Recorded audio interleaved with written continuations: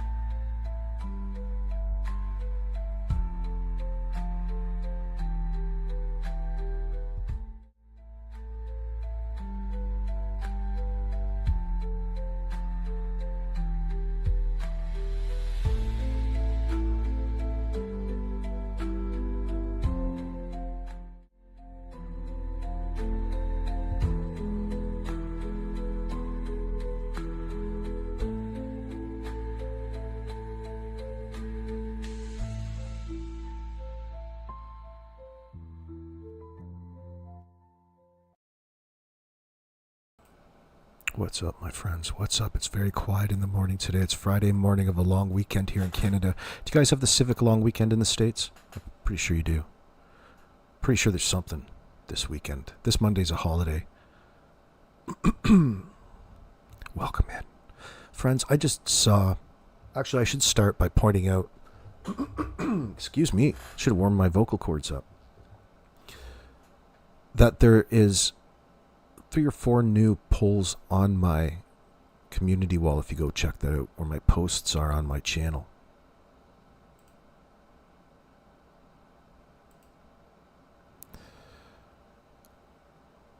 Lena Ash, Susan, Sandra, Ashlyn, hello this morning. Karen Jones, who's still on hiatus, I don't know where she is. Her penalty is over. We haven't seen her back yet. People in my comment section are wondering where she is. I don't know. You pissed her off. She's too stressed out with the case.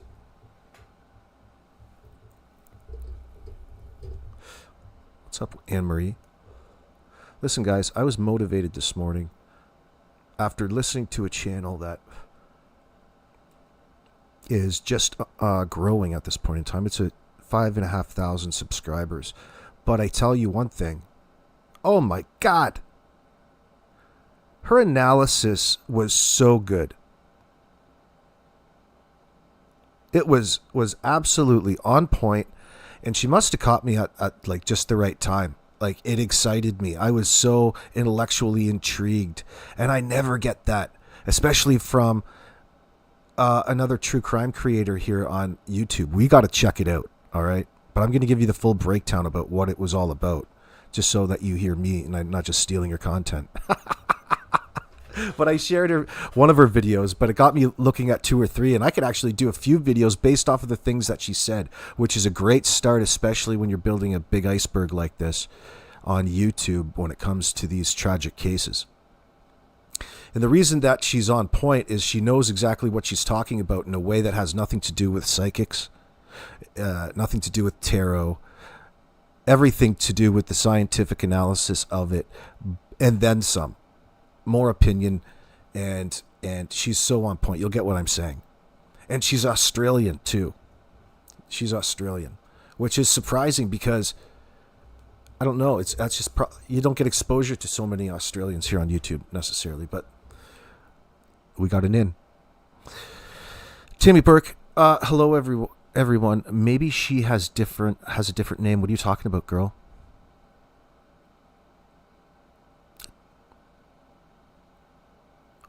It's okay. It's okay. Let me see. Hurry up and get in here, for crying out loud. What's going on, Jenna? It's good to see you this morning. Let me see here. Let me pull this up in the background, and I'll just begin babbling on about. We're going to talk about, first of all, we never get to see this claim, especially after the fact. Like, it's one thing, we all know we saw it, but now that we know that they're full of shit, and everything that's developed in the last 2 months surrounding the things that we've come to know about this case, it's a completely different beast now. So talking about it in a more accurate manner is always interesting. That's what we're going to do here today. You were just watching this video before coming here? I've come to really enjoy listening to you. Haha, you have common sense. Not so much anymore. Amanda Ray, you were just watching this? Oh, so was I. But not just that. Maybe I should give you the breakdown about it. We're going to watch Malaya again just to refresh our memories so we don't have to rely so much. Let me close out some things. Let me bring this to the fore. Got so many cascading things going on here. Let me see.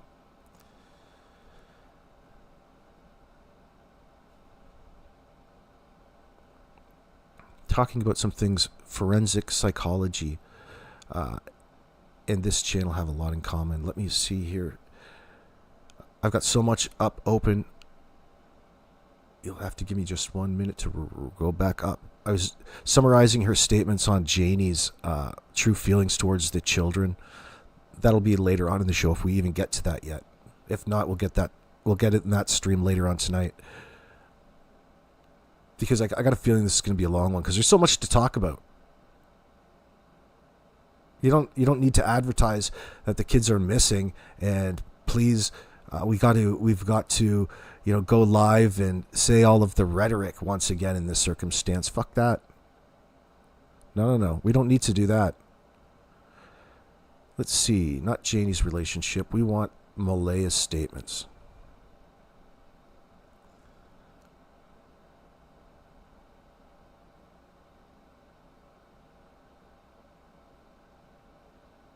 It was so nice to listen to this.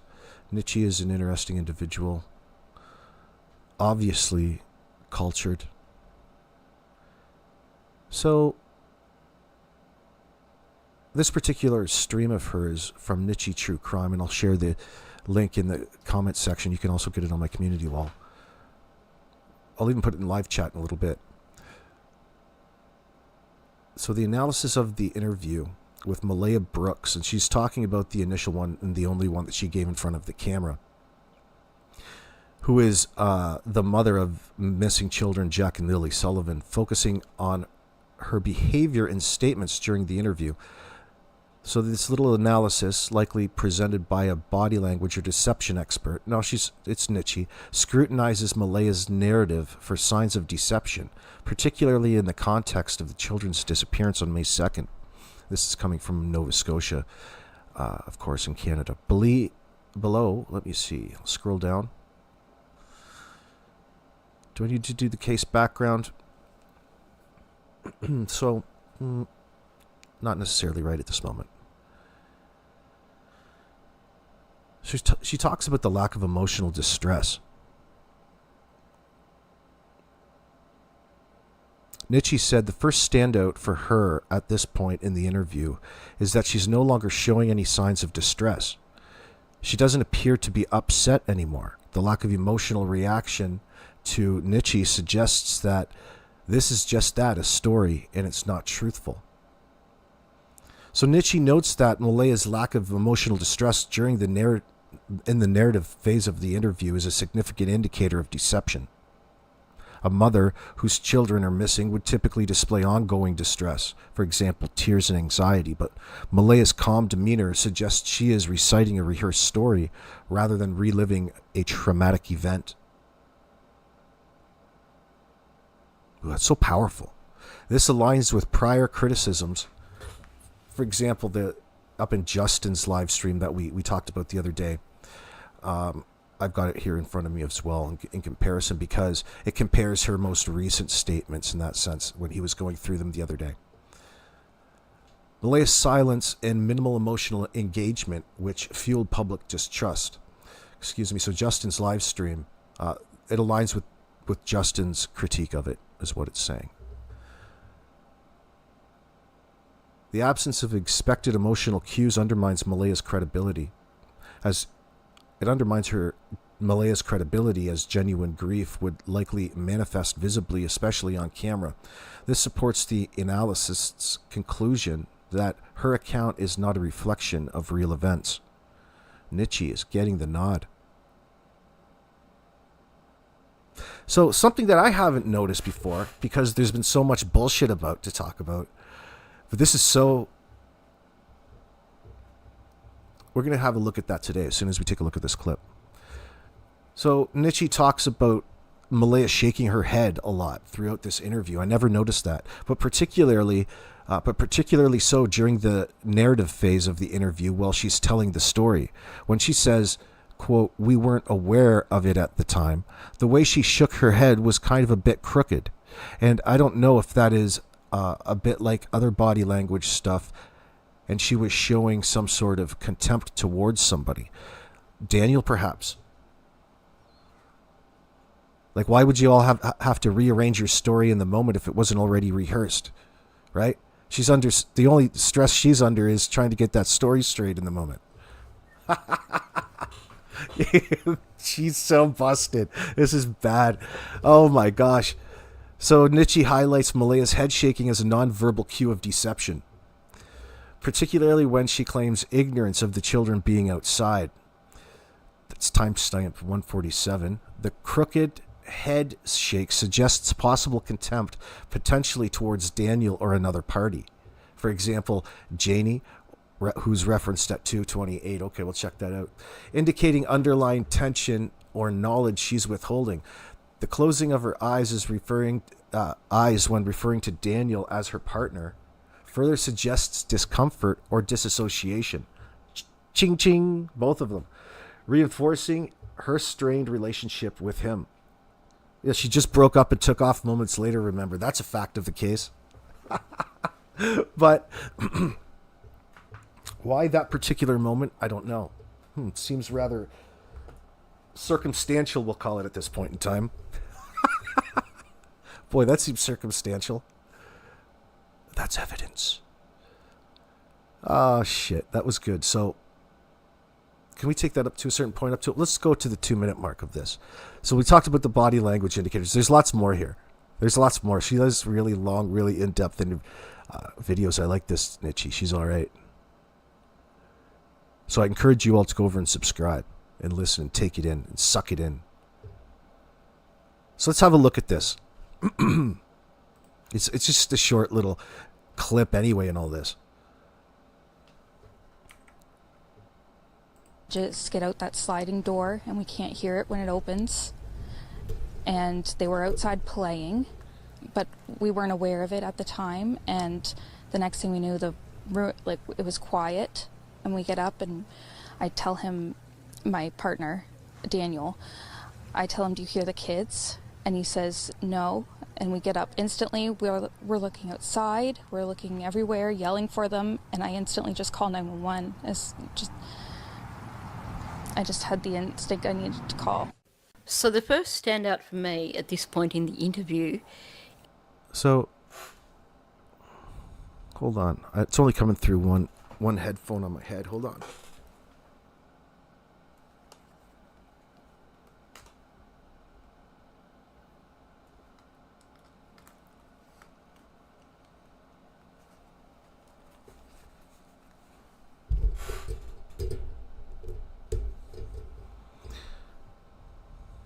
Door, and we can't hear it when it opens. And they were outside playing, but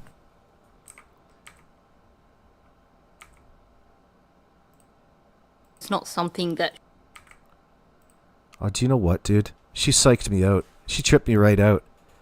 If you've got your noise canceling headphones on, she's edited it so it's only coming through like one speaker of your head, and it's like, oh shit, I just lost the audio in my other one, so it tells me I have a bad connection somewhere. So I had to go through my wires. But listen, it's okay now. When her voice speaks, it's coming through both headphones. So check it out. Watch this. ...it at the time. See? And you probably only she notice it says if you're wearing it headphones. was quiet. But if you go back to her, and we can't hear it when it opens. it's only coming through one. And so, fuck, I'm sorry. We have to start again. And they happen to just get out that sliding door, and we can't hear it when it opens. And they were outside playing, but we weren't aware of it at the time. And first of all, how many tells are in that little statement right there? It's like you don't know which order to tell this in this sense. She's all over the place and using tense, this, we, and it tells you that there's not a real good understanding about what it was that just happened, i.e. deception. You know what just fucking happened. Why are you hiding? Let's hear head shake. Sliding door, and we can't hear it when it opens. And they were outside playing, but we weren't aware of it at the time. And the head shakes with we. And the next thing we knew, it was quiet, and we get up and I tell him, my partner, Daniel, I tell him, do you hear the kids? And he says, no. You mean you asked him? You didn't tell him. And they both recited that same story. They both said the same thing.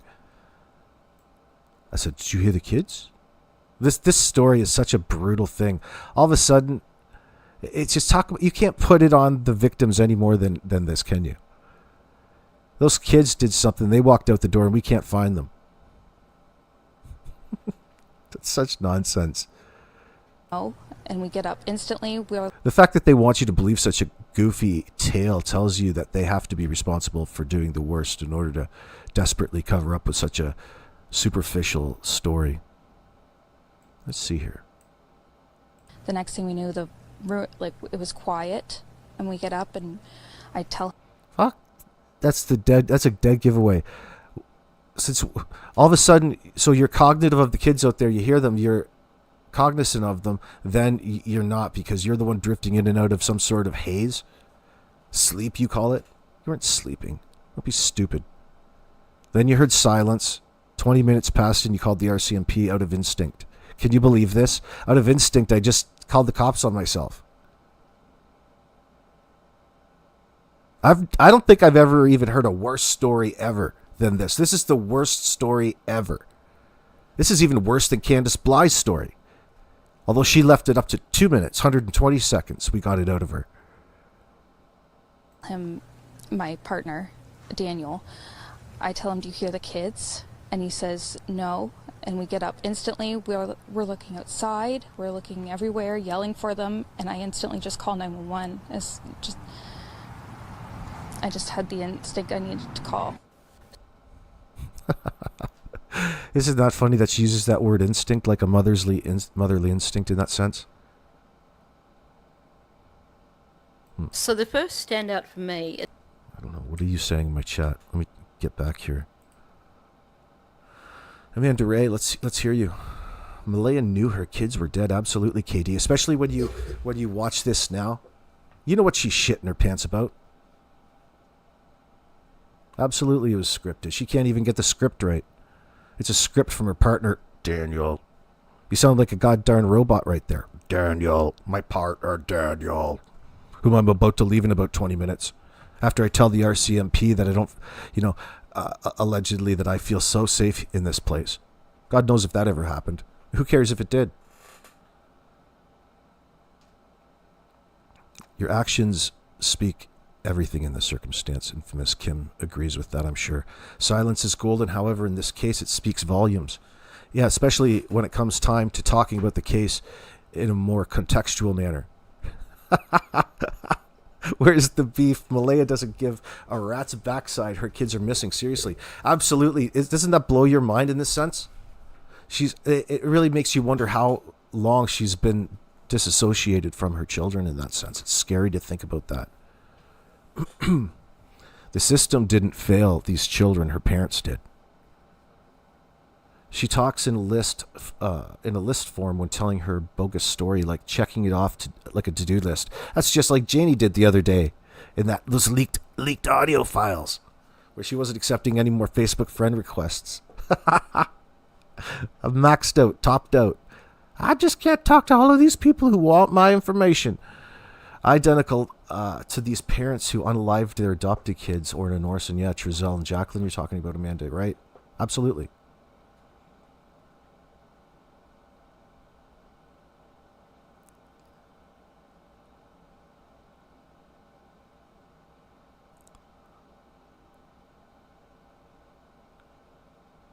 Brenda Cheeks questioning the door story. They don't hear the door open, but they knew they were outside playing.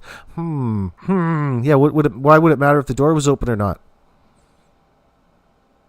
Malaya already said you heard the kids out there playing in the yard, carrying on. At what time did you think that we should get up and maybe feed everybody breakfast? Maybe 11 a.m.? Just skip it altogether.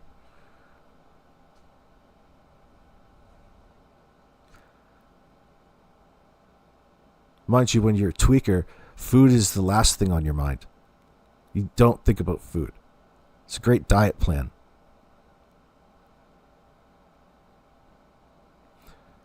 Right, Teresa, good morning, darling. Where are these babies? Time to stop the lies and tell the truth. Absolutely.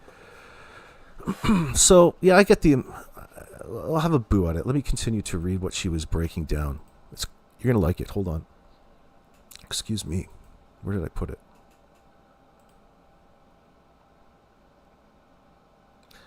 I guess, what we just described, she calls a non-linear narrative structure. That would be the technical term for it in that sense. For the more refined linguistics of the English language out there, or know what they're talking about. So she's talking about her retelling here is definitely more of a narrative because it is not linear. She's basically having the kids go outside and play before everything goes quiet. And then it just went quiet. And that's when I knew I had to instinctively call the police. Yeah, like that. What? That's like a D-rating movie ending, which is just basically the wrong way round. It's all over the place to Nietzsche because she can't stick with a linear structure that says that this story is not real to her. This story is made up. So Nietzsche's arguing that Malaya's non-linear storytelling describing the children playing outside, then the room going quiet, and backtracking to asking Daniel if he hears the kids is indicative of a fabricated narrative. A truthful account would typically follow a chronological sequence. Another issue with tweakers. The time. There is no such thing as time to a tweaker. For example, hearing aids. Her hearing the kids, noticing silence, checking, calling 911. Malaya's disjointed structure with backtracking and no clear explanation of how she knew the children were outside suggests she's constructing a story rather than recalling events. The nonlinear narrative is a hallmark of deception, as truthful accounts are typically sequential. This aligns with prior analyses For examples, Justin from Clutch Them Pearls, his skepticism. You know what? Just hold on. I got a funny thought that it mentioned that. We'll talk about that in a second. Let me finish this. This aligns with the prior analysis, like over from Justin. The skepticism of Malaya's 9:40 a.m. timeline, and suggests Malaya and Daniel may have crafted a shared story to obscure what happened inside that trailer. I think I finally figured out why there's heat between like Justin and Dolly. And it has to do with them implementing, recent news or recent headlines in that sense and incorporating it into their channel. Because they're both doing the exact same story at the exact same time, so there's a competition there, right? I noticed that yesterday when they caught that weirdo teacher from Oklahoma that moved in that hairstyling or that hairstylist salon, I guess you would call it, Lapita's. Then I finally got it. I'm like, why am I watching both of these guys at the same time? Oh, their competition. They should just collab. They should become the greatest combination out there. But they both want it their way, I bet. Infamous Kim. These are not very smart people. You're right. You're right. They will all seem a lot. They all seem a lot of slices short of a loaf. All are lying. Right. They're lying because they have to. And the more that you think that they're just not all that smart, the better it is for them. No, they're just smart enough to lie. Right, Randy McKay, good to see you. That's why you believe it was premeditated, no remorse, just beach days, baby. Yeah, I put the baby in myself. I get you.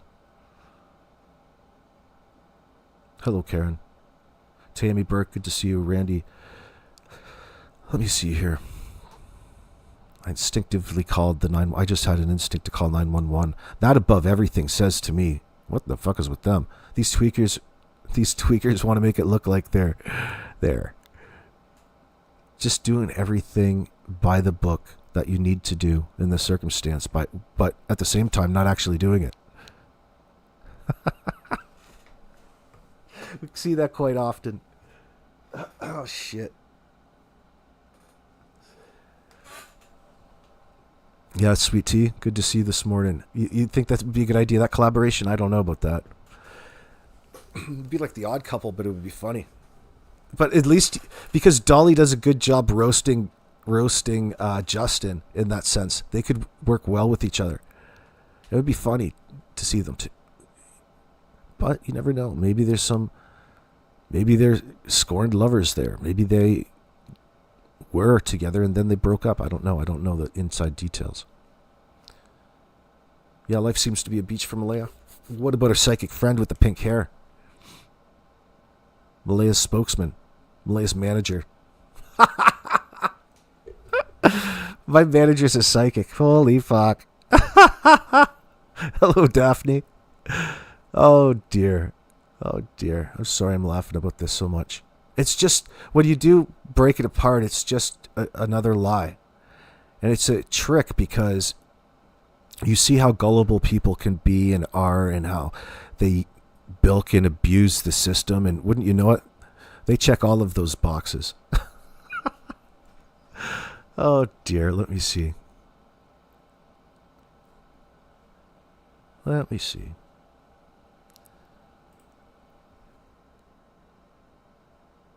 Oh, yeah. So within all of that, like, really, have you heard a worse statement to a camera? It was better in this circumstance if you just didn't say anything at all, honey. You may as well have just clammed up and went with your mom. I would never. Oh, she's shitting her pants. She doesn't know what to say.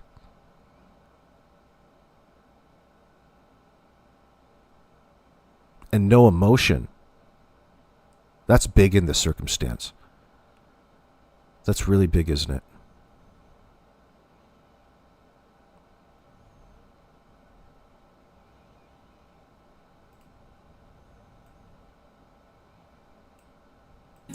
And they happen to just get out that sliding door and we can't hear it when it opens. Just an excuse, a justification right away.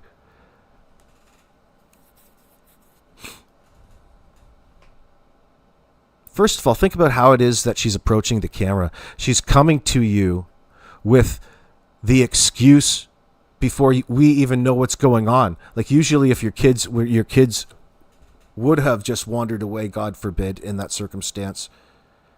Kids wander away sometimes. It's happened before. Like this has played out and they found the kids. But usually you find them right away. The more that you can't find them, the longer that you can't find them, the more it becomes prevalent that these two scumbags are not telling you the truth. And look at the effort that they went to. The stress that was put on them made them go to the CBC and try to get ahead of the curve and just straight out claim that I didn't kill Jack and Lily when nobody was publicly accusing them. Like, did you feel a little under the gun by getting asked it 3 different polygraph sessions? That's just a process. That's just a way for them to further and have reason to ask you the questions and blame it on the established book. This is the way you're supposed to do it. Don't worry, I'm on your side.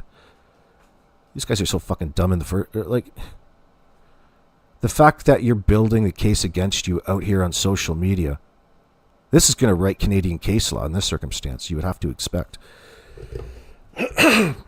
First of all, you can't have... How is it you can have these two walking around without handcuffs? Maybe that's my hard nature. I don't know.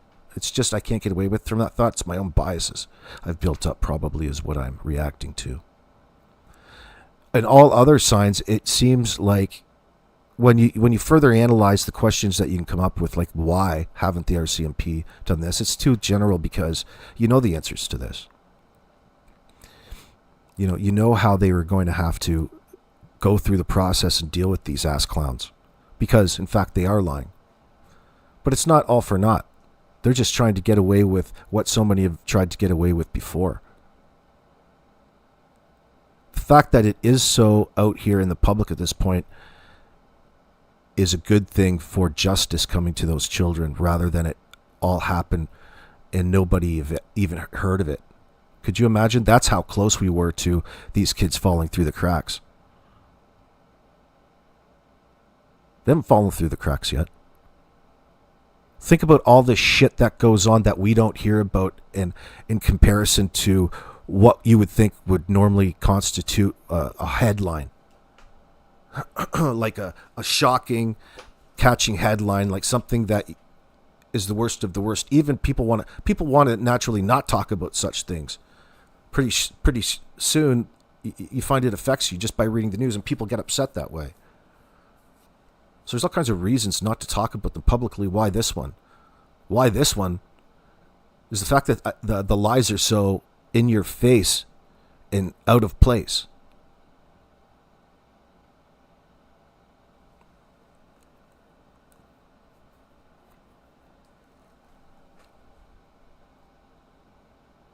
But you should do things by the book, I agree.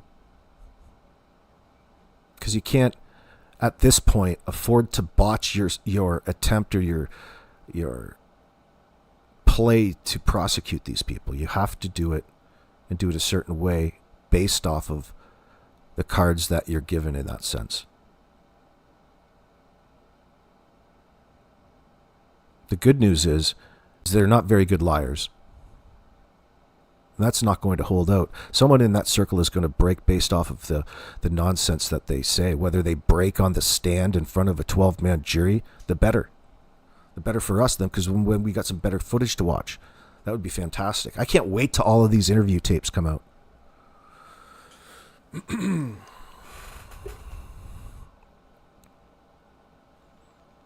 Oh, now that you're in here, hold on. Let me just drop this link. You guys know who I'm talking about, this Nietzsche. I've got to push this channel because this individual is just so that good. And we all miss Peter Hyatt at this point in time, so there's a big gaping hole. That's Nietzsche. I'll pin her to the top. She's not here to deceive you.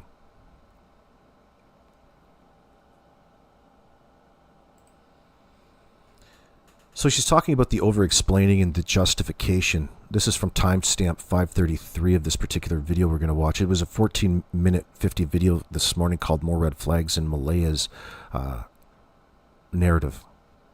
The quote is from Nietzsche: the other huge red flag here is the amount of over-explaining that she's doing. And she's also offering up a lot of justification for everything. She talks about the kids apparently getting at that sliding door, and she justifies them not knowing about it by saying that we can't hear that door when it opens. Essentially, she's working really hard to establish the fact that, oh, this was beyond their control. Yeah, at this point. Yeah, it's a series of attempts of justifying what would otherwise be or should be the unknown in that sense. Like in an emergency, you portray a story in a completely different manner, especially if there's some sort of trauma involved.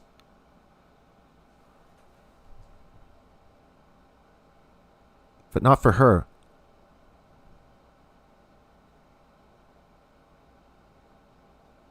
Margaret Johnson, none of them ever begged the public to help them find Jack and Lily, or begged the person that has them to bring them back. They just went on with their life as if nothing happened. Sad.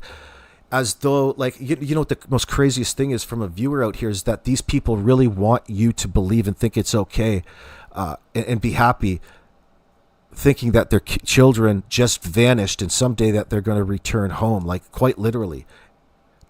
Children just don't disappear. And a good parent would first off recognize that, especially if you're going to claim to be innocent in this circumstance. They can't claim, they don't even want to engage with that, with these conversations in this sense. Maybe through text or from a distance. There's a certain element of plausible deniability in the moment, but they just can't get around the fact that they're all over social media and they're trying to steer the narrative out here.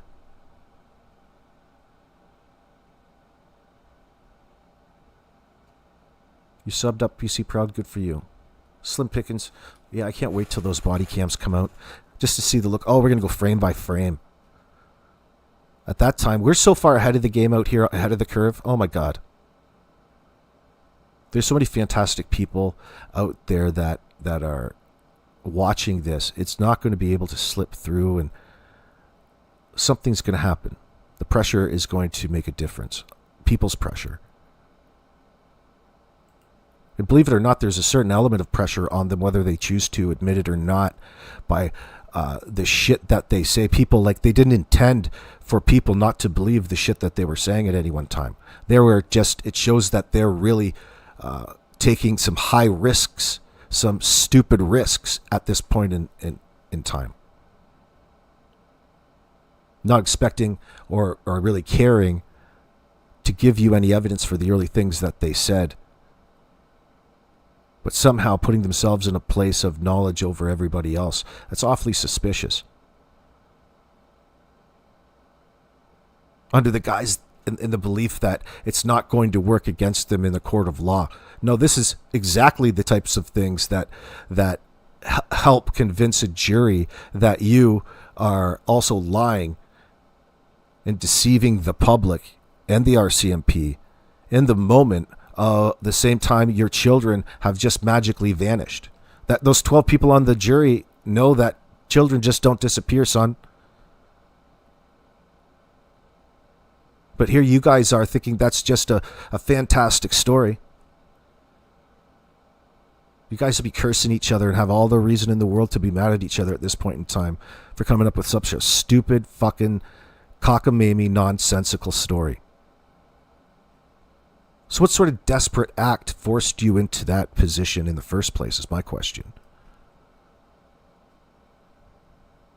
It would probably have to be the same thing that was the same pattern that we're realizing that was playing out ahead of time when it came to Daniel putting his hands on the kids, putting his hands on you, your acknowledgement of that, and your acknowledgement of the fact that there was these substances involved since day one of those children's lives.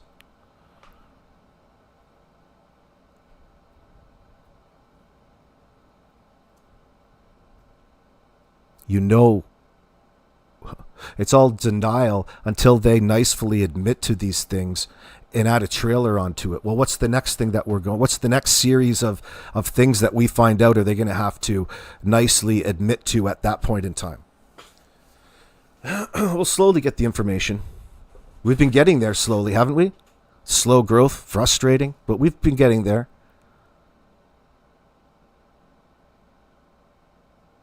Like, who in the right mind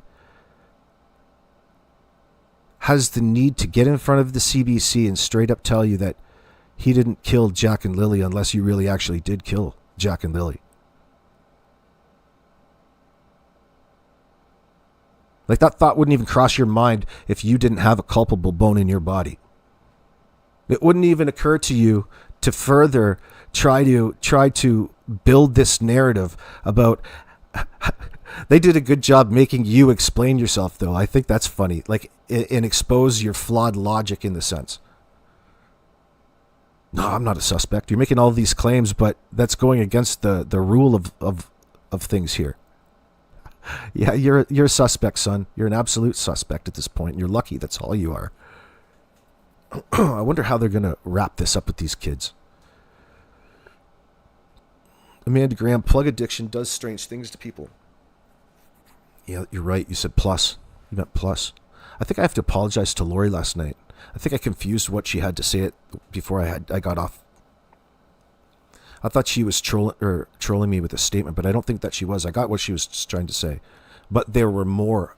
I thought I was taking it as if I was going on about Malaya and solely blaming her for all of this. I was taking it out of context. Doesn't matter. So I apologize to you, Lori, in my chat. Anyway, I read your comment wrong. Not that it mattered. It's just stuck in my mind after I got off my live last night. I'm glad I remembered it. See, I've got a little bit of memory there. What's going on, SR? Loose lips sink ships, AB. Daniel is going down like the Titanic and taking all on board with him. Yeah, that's true. It couldn't happen fast enough, though. Yeah, thank God it's Friday, Missy Leger. Leger.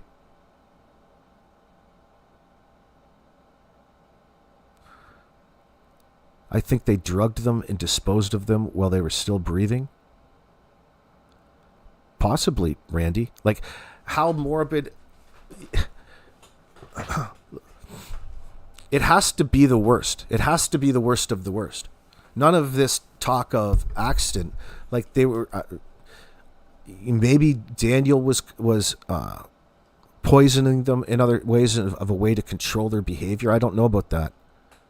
I don't know if we need to go there yet or not.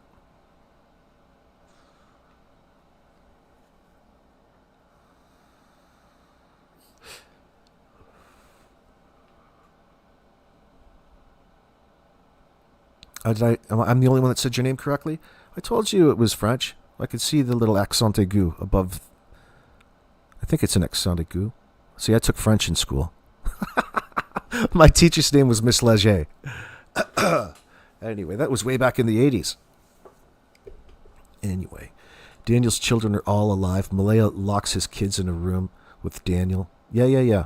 I hear what you're saying. Daniel's ex better watch her children well. I wonder what she thinks about all of this. I wonder if she's on Daniel's side. She'll be sticking up for Daniel. You're thinking that she drowned him in the bathtub, Tammy? That's just your speculation? You're going to say this is like a copycat scenario? Holy shit. I don't know. That would be...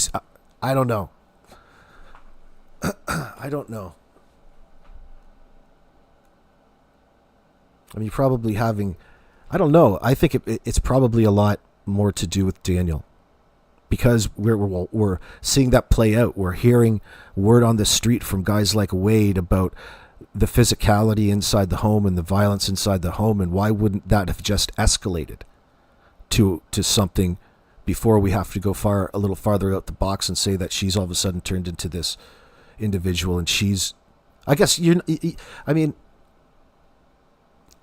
I don't know. I'm just still caught up with thinking that it's Daniel in this sense. And she's made to be there because it's part of the control that he has over her. Like, she's not up there in front of that camera because she wants to be.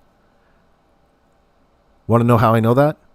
Because moments after this, she took off, never to be seen again. It had to have been part of the shtick. And now, just how far was it? Does he actually really give a shit about everybody leaving? I don't think he's all that sad about it. I don't think he can feel at this point in time. He's too scared. It's affecting him. No, Tammy, the RCMP would have swabbed the drain. I think they both did.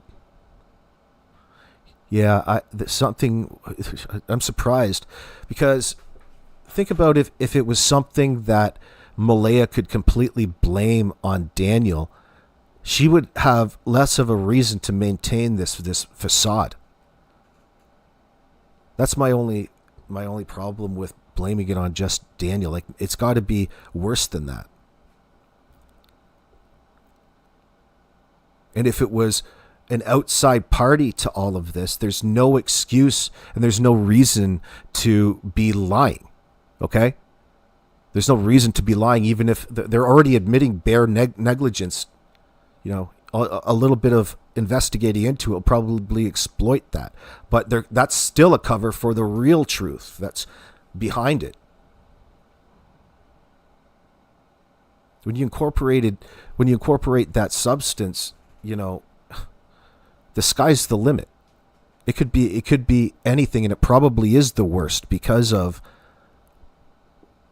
the contribution of those substances and how they took them and how those impacted the children inside those four walls, how they controlled them, probably through staunch discipline in that sense.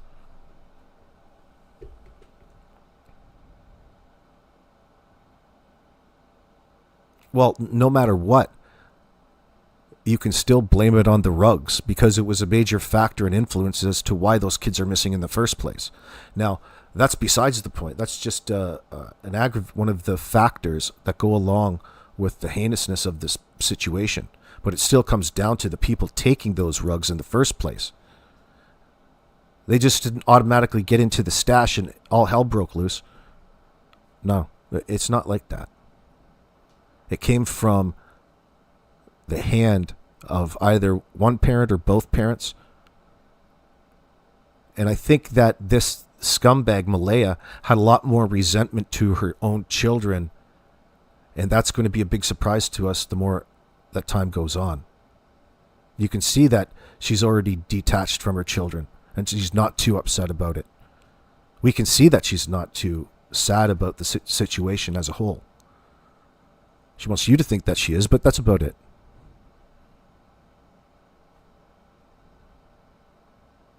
You ever seen somebody when they're legitimately emotionally distraught, traumatized over the loss of somebody that they actually loved? I've seen people cry over golf clubs. But it's not a pretty sight. It's not a, they're usually in a state that you can't really console them. And cops can tell the difference right away. Cops can absolutely tell the difference right away, I believe. Happened to just get out that sliding door and we can't hear it when it opens. And they were outside playing, but we weren't aware of it at the time. And the next thing we knew, it was quiet. And we get up and I tell him, my partner, Daniel, I tell him, do you hear the kids? And he says, no. And we get up instantly. We're looking outside. We're looking everywhere, yelling for them. And I instantly just call 911. I just had the instinct I needed to call. So the first standout for me at this point in the interview is that she... All right, we'll have Nietzsche. Listen to Nietzsche for a second. Listen how good she is. Is no longer showing any signs of distress. She doesn't appear to be upset anymore. And basically, we've gotten into the narrative phase of the interview where she is telling a story. The lack of emotional reaction, to me, suggests that this is just that, a story. it is not truthful. It is not something that she is reflecting on in terms of the children going missing, hence the reason there is no longer any sign of distress. The other thing I notice is that she shakes her head a lot throughout this interview, but particularly so during the narrative phase of the interview, while she's telling this story. So when she's saying that they got out the sliding door, she also shakes her head as she says, we weren't aware of it at the time. And when she says it was quiet, we got up instantly. And when she said that they instantly called 911. What I found interesting was when she said we weren't aware of it at the time, the way she shook her head was kind of a bit crooked. And I don't know if that is a bit like other body language stuff, and she was showing some sort of contempt towards someone. So maybe there was an issue with them being outside and someone knew it and didn't make her aware of it or something. Possibility. Could this tie into Jannie's claims that she blames herself for it because she didn't react to the fact that the children were outside? But I'm not so sure because I don't buy any of this narrative. Another interesting thing here is... Oh, yeah. Could be... That was my favorite part. You hear that? I don't know, because I don't buy any of this narrative. I don't buy this shit at all. High five on that one. I'm so proud of her for this. Could be a bit of leakage, bit of a slip up, because she says the next thing we knew, the room, and then she pauses and goes, it was quiet. And this is after she's established the fact in her narrative that the children have gone outside. Right. How stupid can you be, dummy? You really gave yourself up there, Malaya. Oh my God, can you believe that? This indicator of silence is a tell every single time. Somebody all of a sudden wants to convince you that silence is evidence of something in this after establishing that you've already heard them and placed them there. Doesn't leave you a whole lot of room in the future for backtrack. You've contradicted yourself. You played yourself, fool. You done played yourself. It bugs me that Malaya minimized the abuse. Ginger girls? Yeah. Well, of course, that's what happens in these circumstances. Because even though it looks a certain way to us, now let's put everything aside for a second. You don't expect that, especially a person in this circumstance, to necessarily take everything when we're accumulating things and it makes her look worse and worse and worse. She's still got to live her life and in that environment, so she makes the best of it to a point where it's contradictory to her own and her children's physical health. The forever optimist in that circumstance, or a person who's hooked on drugs, the rugs, the crystal, the Tina, the jib, the shake and bake.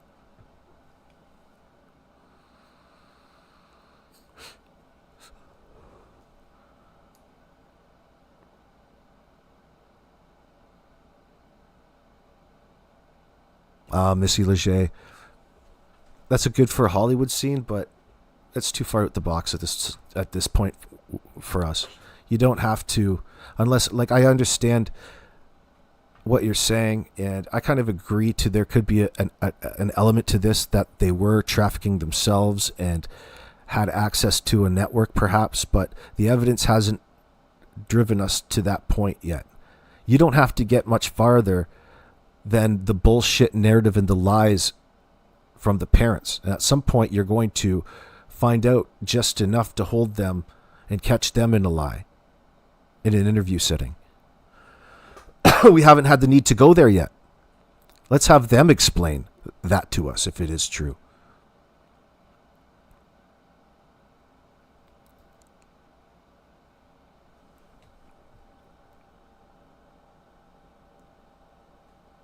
Slip up here and say that the room and then it was quiet, to me suggests that maybe something did happen inside that house. Okay, going over to her narrative here. We get a lot of we statements. We can't hear the sliding door when it opens.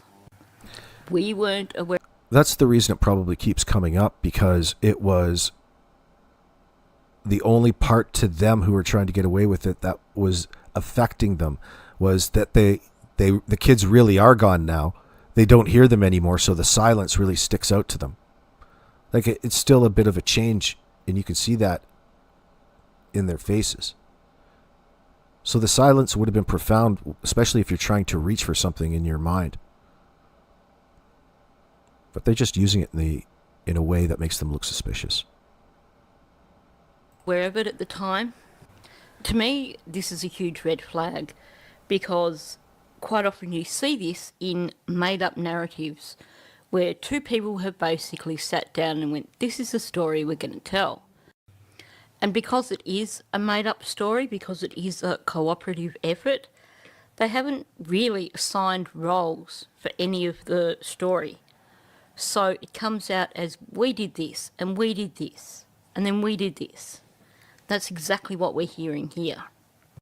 It certainly makes it sound more like a made-up narrative than an actual retelling of real events. Now, you can tell in this interview that things were already bad between her and Daniel. She has so much trouble spitting out his name. She starts with, I tell him, Yeah, then please. she pauses before saying, my partner, and then she pauses again before she finally spits out his name.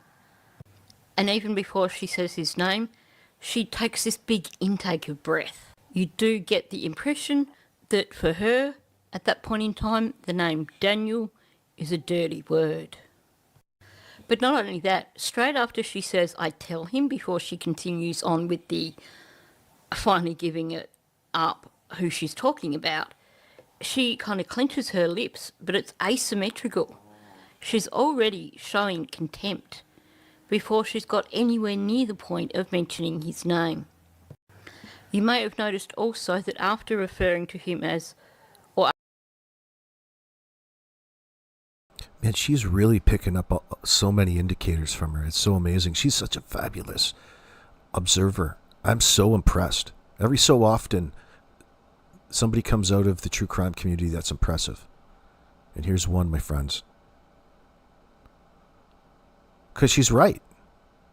And she's got a more concise, thorough evaluation that's natural from them.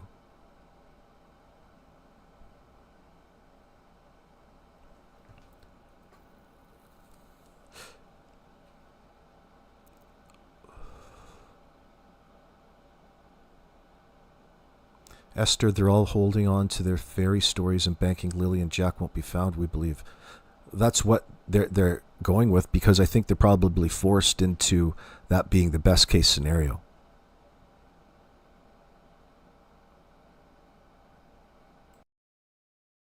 after saying my partner and then saying Daniel, she closes her eyes. Obviously, even at this point in time, referring to Daniel as her partner is not something that she is overly comfortable with. It seems so very clear that at this point in time, she had no love for him whatsoever. The other huge red flag here is the... Well, Karen, it doesn't really have anything to do with the res necessarily. They're both out, and they won't be brought back in at this point in the investigation, 2 months in. They won't be brought in again until they have some of their accumulated evidence, reason to question them in regards to things. They have their stories, they have everything. And it's sitting in a state of limbo.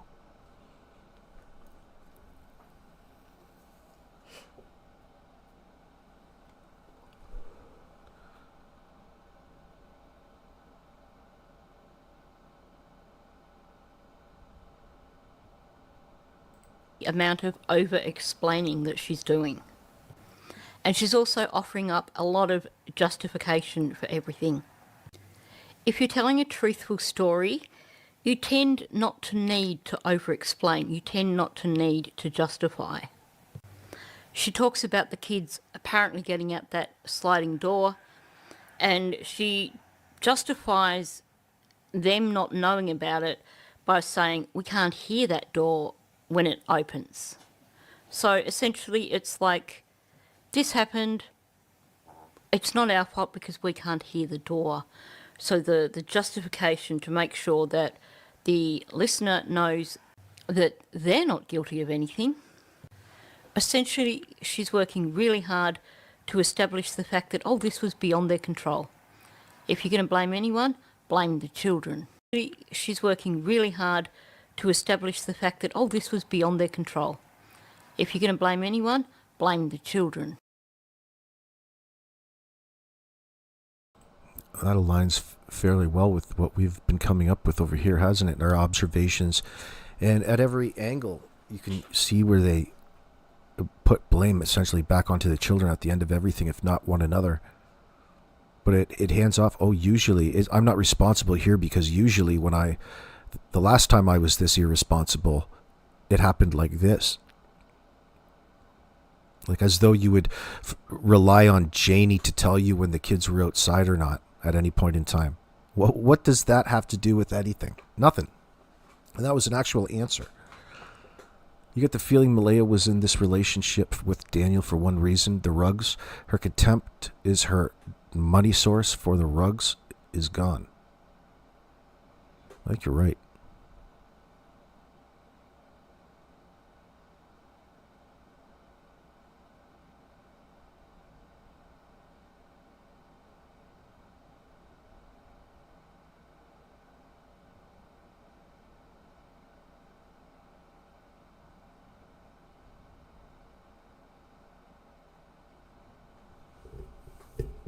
Meaning Malaya's in her comfort zone of denial and getting away with what happened. Right. For as long as she can. Well, that doesn't entail anything but sticking to the story that you gave the cops. The one that Daniel probably forced into her head moments before she got on that screen. No, that was probably already worked out before they called the police, I would expect. It would have had to have been, and they're in the know. It's still a short time frame. How premeditated was it? We would have to further investigate this, right? Like, was it out of necessity the night before?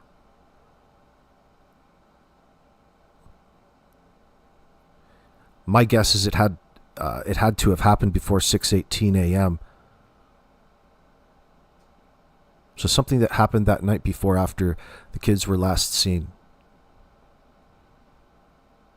They did something to the kids, went and did their laundry, then came back, concocted this story. Got rid of bodies, evidence, pretended the kids walked out the door never to be seen again. It's not the first time parents have wanted to get rid of their kids, sadly. But to do it like this tells you just how much they did not like having Jack and Lily around, it seemed. Or somebody didn't. So I wonder who that would be. And that sort of resentment and that hatred, which is obvious now, the kids are gone. No, Missy, that's Daniel talking that he passed a polygraph. Even if he did, in that sense, it doesn't matter because he's high. All right? He's all messed up on substances. They're meaningless. He's disassociated from regular human physiological neuron connecting behavior. He's a tweaker. I don't need no polygraph in this circumstance. Good old-fashioned detective work. And some tarot cards. Isn't that right, 1111 True Crime? I'm just kidding you. Oh, shit.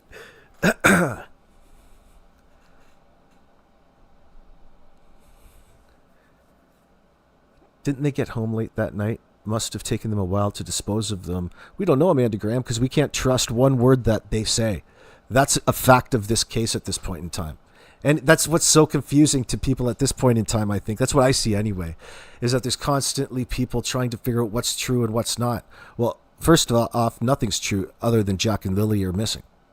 But nothing of the information that was presented to us by way of Daniel or Malaya resemble anything close to the truth, except for some of the stuff that we came to learn and that they admitted to. Like the contributing factors to whatever probably happened to the kids and the home environment and lifestyle that they were leading that negatively affected these poor children's home life. What was Daniel? Daniel says, oh, the only drugs there were Malaya's. So they're implicating one another and using it at this juncture.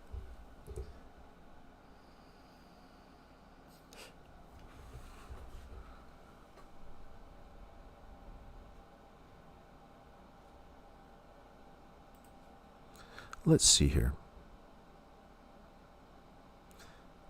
So we talked about, this was Malaya's over-explaining that we just listened to there, and justifying her and Daniel's lack of awareness, indicate an attempt to deflect blame. Nietzsche noted that the truthful accounts don't require such excessive justification. As facts speak for themselves, Malaya's emphasis on external factors, example, the door and the children's actions, shifts responsibility away from her and Daniel, suggesting guilt or knowledge of wrongdoing. Now, this over-explaining aligns with remember, Justin's criticism of Malaya too, and her vague timeline.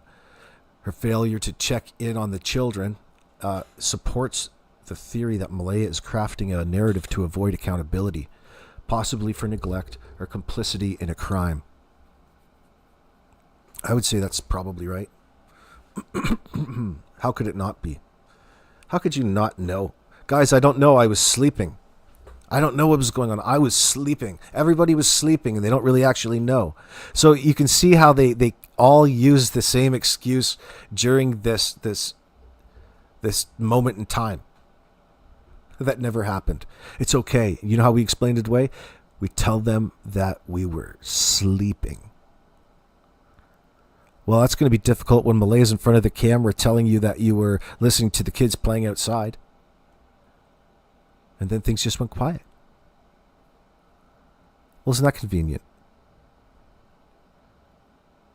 So what are you suggesting? Somebody came in your backyard and took off with your kids?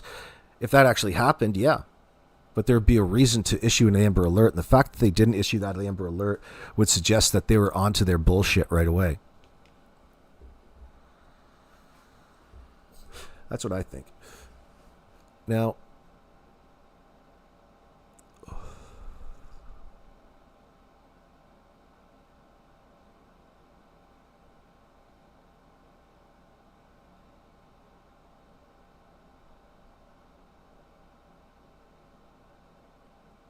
the next part of her video, did we suggest that? No, let's go on. Let's go on.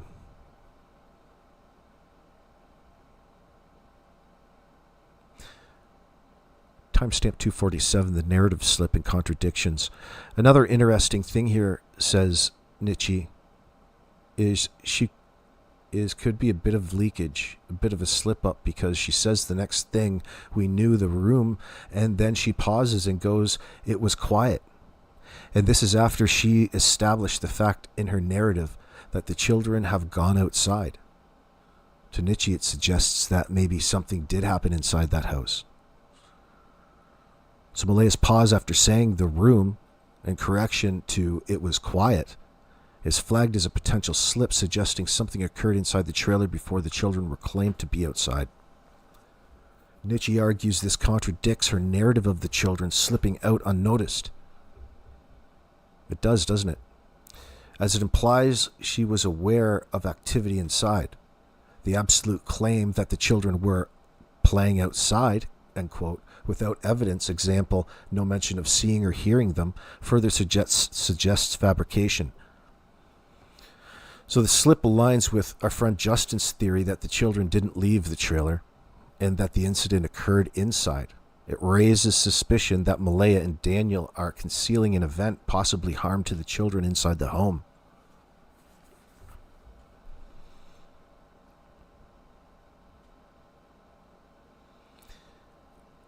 Timestamp 11:15 on Nietzsche's stream. The quote is, "It also reads like a written story. The way that she talks about it when she asked Daniel if he could hear the children sounds like what you would expect if it was written narrative. It sounds more like written language than spoken language. It sounds far more like the language you would use in a written narrative than in natural speech from somebody who's simply retelling things that have just occurred." Excuse me. She's absolutely correct on this.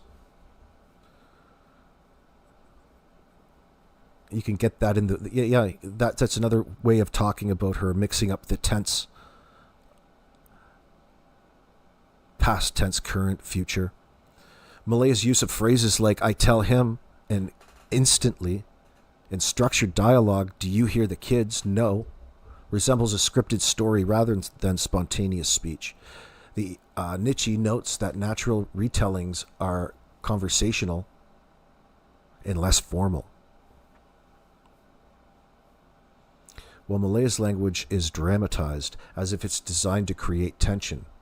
Her claim of instantly calling 911 after looking everywhere is inconsistent, as instantly contradicts prior actions. And then she used instinctively. Instantly and instinctively.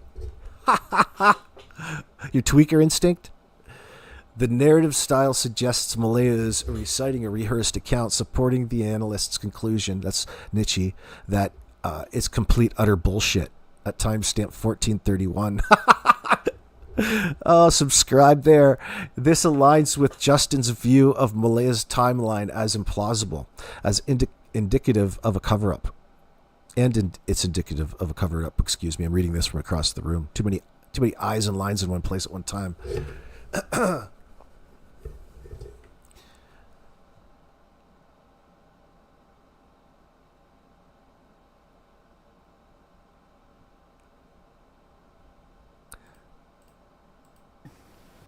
But she really does go overboard with the over-explaining. We were drifting in and out of sleep. The children went outside and we were unaware of it, and they were playing. But despite over-explaining, she doesn't actually explain any basic things, like how do they actually know the children were outside playing if she's claiming she didn't hear them? Because for all she knows, if she couldn't hear a thing, if she was unaware of them being outside, they could have just walked outside and wandered off. But instead, she has them outside playing in the yard. And yes, I know we've had Jannie's claim since then about her hearing them, but we never hear any of that from Malaya or Daniel. There's no... Bonnie's got a good one right now. Malaya's use of present tense to describe a supposed past event is also hugely telling. It all is when you go back and listen to Jannie and how she tells it, and you put you put yourself in that situation, and you wonder to yourself how it is that you actually know what has just occurred when you're supposed to be in you're trying to retell it and tell the cops that it's all a mystery in that sense. You don't know what happened, but yet you know that the kids are missing already at that point in time. It's not a legitimate scenario, and especially the way that Jannie retells it. She comes out and Malaya's in the driveway with the baby on her hip and says, "Oh, the children are missing. They've been gone 20 minutes." That's on her paper. Jannie, she cracks me up now. Oh my God. When I listen to those tapes, you couldn't sound any more rehearsed than that story that Jannie tells. And, it's interesting too. I really kind of dismiss it, but it could be something that, and only because Belinda Gray mentioned it, that she mentioned the two differences and she was under the assumption that there's a much larger dog there. Maybe I don't know. Maybe there's something to that. Maybe there isn't. But if there was something that happened with a dog there, there'd be all kinds of evidence in that circumstance.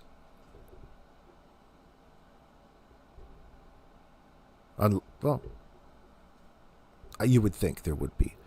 I'm not trying to discount that, but I have a hard time believing it when there's all this other evidence that's prevalent in front of our face, like from our perspective. And that's where Wade's, in that Jimmy Walker interview, came in to really help shape the reality to this, horrific situation.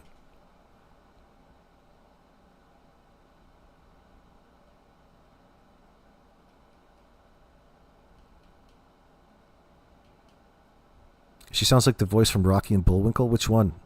The evil... Which character?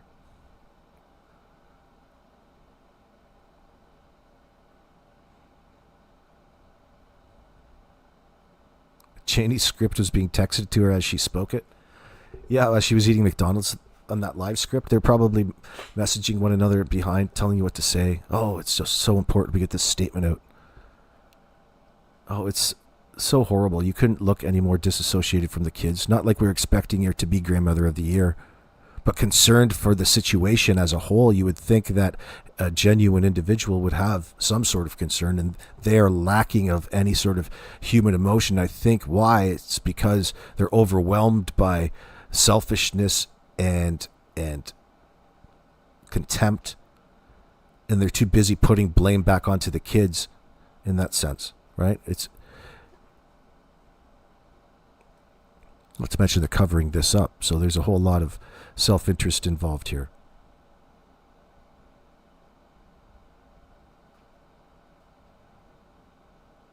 Yeah, Missy? You seen a big black dog in the driveway?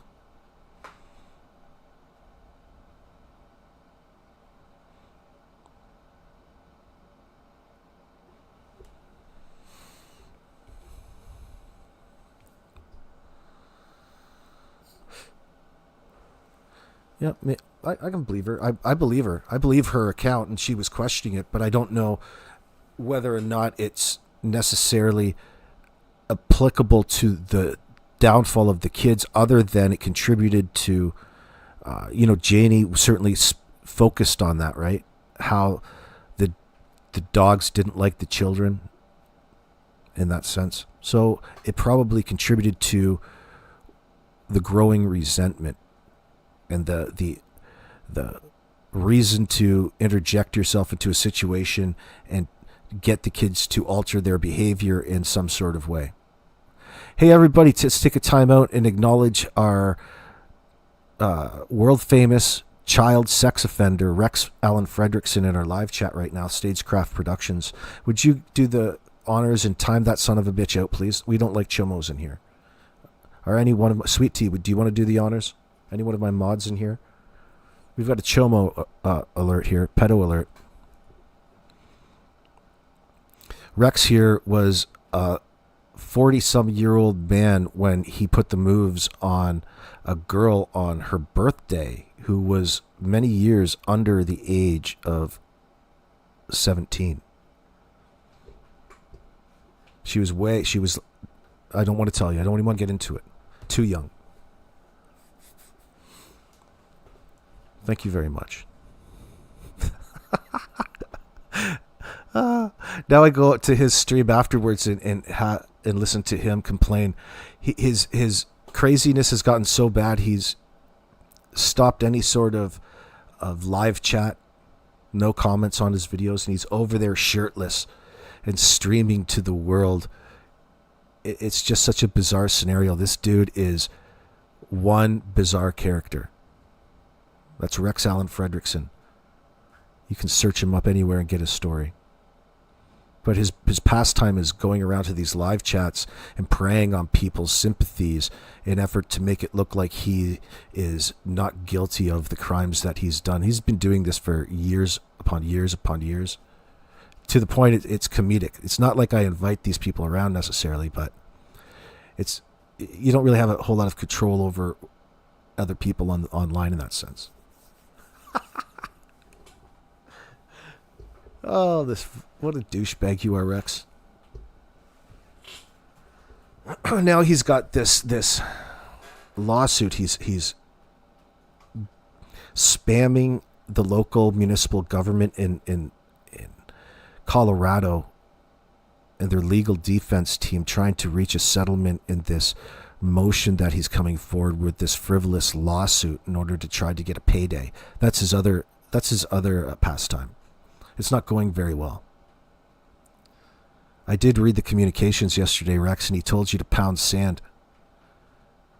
So Rex is actually is fighting through email with a legal team somewhere about this. That was the only funny part about it, and they told him that he probably should seek legal counsel that's really not Chat GPT. So there is some comedy at the end of it. That's how nasty and shady he is. It's disgusting. Anyway. Good to see you, Dale.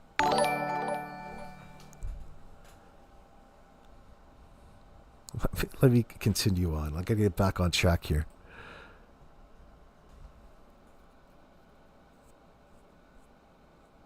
So the lack of speculation and absolute claim is one of my favorites here from Nietzsche.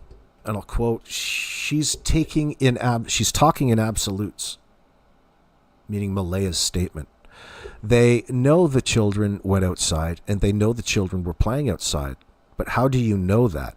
I would expect to hear more speculation in terms of, well, we think the children probably went outside.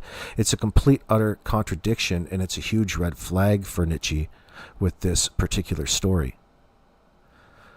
So Malaya's definitive statements that the children happened to just go out and were outside playing, the lack of supporting evidence, as she claims ignorance of their actions, meaning Malaya. Nietzsche expects a genuine account to include uncertainty. Example, quote, maybe they wandered off. But Malaya's absolute suggests that she's fabricating details to fit a narrative. The absence of Jannie's corroboration in her account further undermines her claims. Now, this reinforces the deception narrative, as Malaya's certainty contradicts her claims on awareness. It ties to Justin's skepticism, Monkey Boy, about how Malaya knew the children were outside, and suggests she's concealing knowledge of their fate. Now, finally, talking about the tension with Daniel, Nietzsche's quote was, things were already bad between her and Daniel. She has so much trouble spitting out his name. You do get the impression that for her at this point in time, the name Daniel is a dirty word. It seems so very clear at this point in time, she had no love for him whatsoever. What's a drug dealer? At some point, it's got to break, right? I think she's right. So Malaya's hesitation to say Daniel's name, preceded by a pause and intake of breath, and her eye closing, indicate deep discomfort or contempt. Nietzsche suggests this reflect a strained relationship, possibly due to Daniel's controlling behavior. Malaya later claims in Justin's stream, Monkey Boys, her reluctance to identify him as her partner suggests she is distancing herself, potentially to deflect blame or avoid implicating him directly. This tension supports the theory of a dysfunctional household, as seen in Malaya's allegations of Daniel's abuse and drug use. It suggests she may be withholding information about Daniel's role as their shared narrative, reinforcing suspicions of a coordinated cover-up.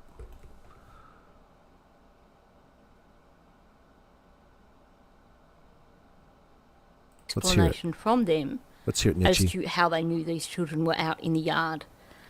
I tend to think that Jannie's explanation came later, probably because people were questioning exactly that thing. How did they know the children were in the yard? And even though they supposedly don't know what happened to these children, she's talking in absolutes. They know that the children went outside and they know the children were playing outside. But how do they know that? I would expect to hear more speculation in terms of, well, we think the children probably went outside, maybe they were playing in the yard, or maybe they decided to go up to their fort. We don't know. But instead you've got these absolutes, even though apparently they were asleep and they really have no idea what happened. It's a complete, utter contradiction, and it is a huge red flag for me with this particular story. Again, it makes it sound like more of a fictional narrative than an actual retelling. Let me tell you a story about these two little children. Now, when someone is retelling events that have occurred, you will expect to hear what has happened their retelling of that is going to be in a linear fashion. This happened, then this happened, then this happened. But Malaya isn't doing that in this interview. Her retelling here is definitely more of a narrative because it is not linear. Now, sure, when you're retelling events, sometimes you remember something and you might backtrack and say, well, actually, before this happened, this occurred. But that's not what she's doing here. So she's giving the narrative about the kids being outside playing, and then she says, well, the next thing we knew, it was quiet and we got up. I would expect, if this was a proper retelling, for her to explain that they'd heard the kids playing in the house, and then they were drifting in and out of sleep. They suddenly noticed it was quiet and they got up. The bit about the kids being outside playing, I would expect to hear that down the track when she explains this is why it was quiet. It doesn't seem as linear as I would expect. She's basically having the kids going outside and playing before everything goes quiet, which is just basically the wrong way around. If, as she claims, they didn't know the children were outside. Because if everything went quiet after the kids went outside and were playing, then that would suggest that she heard the children outside playing. And she continues in the same fashion, because after introducing the notion of it's gone quiet and they get up, then she backtracks and she says, I tell him, do you hear the kids? And he says no, and we get up instantly. So she's basically backtracked and rearranged the story. It is not linear, it is all over the place. Like I said, yeah, you might backtrack when you're doing a retelling and say, I forgot to mention this, but that's not what she's doing here. She has the kids playing outside, then it goes quiet, then they get up, then she says to him, do you hear them? And he's like, no, and then they instantly get up. To me, because she can't stick with a linear structure, that says that this story is not real, this story is made up. But aside from the lack of a linear structure, it also reads like a written story. The way she talks about when she asked Daniel if he could hear the children sounds like what you would expect if it was a written narrative. It sounds more like written language than spoken language. She says, I tell him, and then if you add in speech marks, and then, do you hear the kids? And he says, speech marks, no. It just doesn't sound like a natural way to be verbally retelling a story. It sounds much more like a written narrative, especially when you add in all the we statements to the mix, because the only time you hear her referring to her and Daniel as separate entities is when she is describing speech. I said, he said. The rest of it is all, we did this. That's a huge red flag for me. And some of the language she uses too sounds more like narrative language. They happened to get out the sliding door and I instantly did this and I instantly did that. It sounds far more like the language you would use in a written narrative than natural speech from someone who's simply retelling things that have just occurred. Now, I've already mentioned the lack of any sort of linear retelling of events, but it even goes beyond that. Because she talks about them looking outside and looking everywhere. But then, after that, she says, I instantly rang 911. So aside, of course, from the use of instantly here, which you would expect more in a written narrative, she's giving all these things that they've done, and then she says, and I instantly rang 911. If you instantly rang 911, that should be the first thing that you are listing in terms of events. Not, I went and did all this stuff, and I went and looked out here, and I went and looked there, and then I instantly... Well, no, you didn't, because you went and did all these things first. And while obviously it would be a stressful situation The language she's using is the sort of language that you would use in a narrative to create dramatisation, to create tension. They instantly get up. They're looking everywhere. She instantly calls 911. Sure, she is trying to convey the sense of urgency, but it just does not sound genuine. It sounds more like narrative speech than someone retelling actual events. I mean, when you break it down, what she's doing here is she is over-explaining, she's trying to be overly convincing, and she's using language that you would expect to see in a written narrative as opposed to language that you would expect to hear in natural speech. I couldn't tell you what happened to these children, but I can tell you that this narrative is complete utter BS, and this is not how it went down. What? Oh my God. That's a slam dunk. That should be top 10. Oh my God. That is so good. You've got a couple subscribers, Nietzsche. Bonnie Randall, Secondhand Lion. That's hard work. Where's Secondhand Lion? Good to see you. Let me see.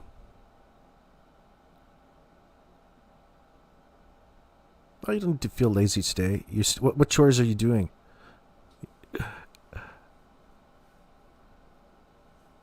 Oh my gosh. Let me see here. So okay.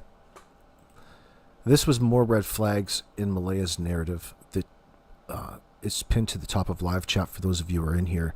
For those of you watching in the future, it's pinned. If you can't find it, it's pinned to the top of your comments section. Now, before I go on to the next part, let's quick, while it's fresh in our minds, rewatch that. And they This happen interview. to just get out that sliding door, and we can't hear it when it opens. And they were outside playing, but we weren't aware of it at the time. And the next thing we knew, it was quiet, and we get up, and I tell him, my partner, Daniel, I tell him, "Do you hear the kids?" And he says, "No." And we get up instantly. We're looking outside. We're looking everywhere, yelling for them. And I instantly just call 911. I just had the instinct I needed to call. So the Quiet, and we happen to just get out that sliding door, and we can't hear it when it opens.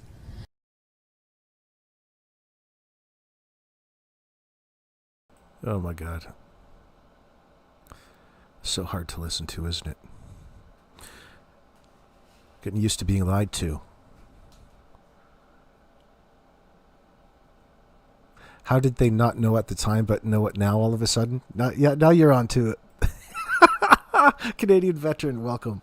Yeah. Yeah, it's confusing. It's confusing not only to us, but they're the ones who are the confused part. You know now, you didn't know then. At what point did... we don't really actually know, but of course they went out the sliding door, and of course they're in the bush. Why? Because that's, according to Jannie, what you naturally think about when kids go missing from their property. Like it's happened before, I wonder. That Jannie, she's suspicious, I tell you. Broken goth doll. I found the way she says him, my partner, Daniel, strange. Oh, absolutely. She did too. Nietzsche. I do as well. As though, she has some sort of contempt towards him. Like he has done something and she's forcing him, or he's forcing her into this particular situation and saying these things probably. Isn't that kind of what you do when you're acknowledging somebody and you're under the gun? Like you do it in your board meetings, or you do it in formal meetings when somebody else is there. You give them the nod and you acknowledge them for whatever reason. Sometimes your tone changes and you wonder what that really means. It means something. But whatever it is in this circumstance, it probably indicates his control over her, posting this narrative at this point in time. Because She's not pulling from nowhere.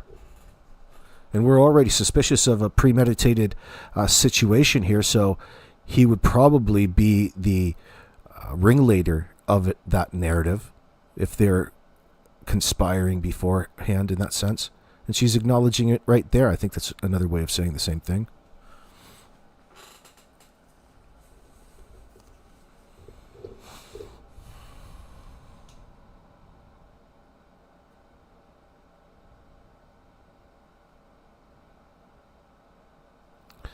You have no idea what happened to the kids, but if they believed they were kidnapped, why aren't they pleading for them on a daily basis? Well, they don't want to openly say that because it would draw in further questions and just they would be on the losing end of that because they're hiding something else, their culpability in the circumstance. Show me when it's never been so. Like, the whole goddamn thing is a tell. Like, it's not just one little thing, it's the whole story. But it always comes back to the same old thing. It was when you exploit one little deception in this narrative, everything else starts to become a little bit more questionable, and then you soon recognize more and more lies within it. And such has happened in this circumstance with Daniel's claims and Durwood and being so open. You know, in that sense, you've got to be part of me. It's a double-edged sword with the girls and their channel over there for all the haters out there, because, you know, you're going to have to watch it somewhere in that circumstance. And I always say better off seeing it here than somewhere else, because I know how much better I am than that other individual. You know, there's just it has to happen somewhere. When there's all this deception about, it's easy to get your emotions worked up, especially when you yourself are being lied to. But in the long run, in the long term, you're glad it happened. And that's, I think, what the stick-to-itiveness of Sonny's channel over there is good in this circumstance. No matter what it is that you think in the moment, it has to happen somewhere. You're so insulted by when you turn on your devices to watch these things that you're not being told the truth. That's more what people get upset about. They get outraged and they want to take their anger out on anything. And it's a place for people to soundboard and vent their angers in a safe manner from their perspective. That's all. In situations like this, I'm speaking. You wonder if Daniel wear that old Hello Kitty t-shirt. You think that came from Temu? That's probably a ripoff, because I don't see that up on Hello Kitty's website, by the way. I think that's a knockoff. It's probably Temu. It's probably got 10 for $1.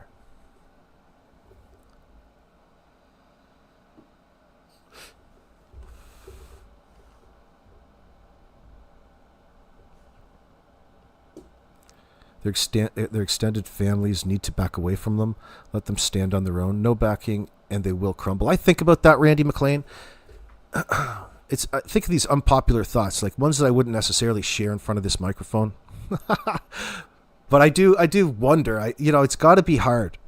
At this point in time, I think it's rather premature for people to put hate on those people close to them, unless there's reason to. Then it brings it on themselves. To all of a sudden just want to lump everybody in for not now contributing and letting Jackie and Lily go is really, when you do that, you're taking the focus off of the people that are most culpable and are bringing in those who are unfortunately in their lives, because a lot of these people have wonderful families, wonderful caring parents who understand them, who have tried. But again, there's only so much you can do, especially if you know what it's like to have a son in a situation, a brother, a sister, or any member of a family. You love these people. You don't expect bad things to happen to you. You expect it to happen to somebody else, some far other place that you hear about on the news, but never. These things don't happen to you.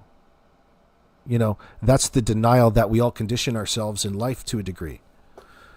So it's hard to say, like, unless there's reason for blame, you've got to you got to bring that. You understand people's rage, but it seems to be. I just had to say something because sometimes you see that in statements. Like, it's people's way of simplifying things and wanting to say everybody in this circumstance are complete, degenerates. And it's not true. This is sadly more common, unfortunately, and it touches each and everybody's family at some way, because drugs in 2025 and the damage and destruction to society is undoubtedly it's something that you can't even dismiss in a conversation at this point in time, like you used to back in the 80s with Geraldo. Like, their effects have been deadly on society, almost as though somebody has planned this. Somebody is letting this happen for the sake of profit again. And we're seeing the effects of it. And it just so happens to be that these scoundrels, these douchebags, also happen just to be denying and lying, because that comes along with the drugs and everything else and the lifestyle that they've been trying to maintain. We all know when you're an addict, no matter if you're in denial, if you're alcoholic, no matter what drug it is, the first thing that you have to acknowledge, and you're glad and you recognize when you're over an addiction issue, is the fact that how you used to fucking be a liar, and a liar to yourself and everybody else, because you were hiding that addiction. And until you're able to openly acknowledge things like that, you're going to be trapped in that certain way of thinking, and we are seeing the effects of that as well, and it's not pretty. That's my opinion, of course. But it's a lot better than you're going to get from the RCMP. That sounds preachy, I know. Sorry, but it's true. It's sadly true in this circumstance. It's there's a lot of good people in Jack and Lily's life in this sense, but you're living with liars and manipulators. People see it and how downtrodden their lifestyle has become and how things have changed in a negative way, and they worry about the kids. But at the end of the day, most of the time in the moment, you're not really definitively in the know about somebody else. You're concerned, perhaps.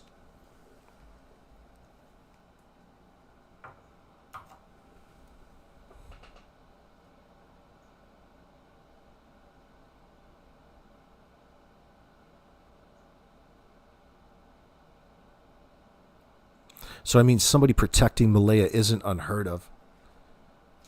It shows more about the individual involved and how much they care about their family. And it's controversial. Not everybody agrees. There's no right way in this circumstance.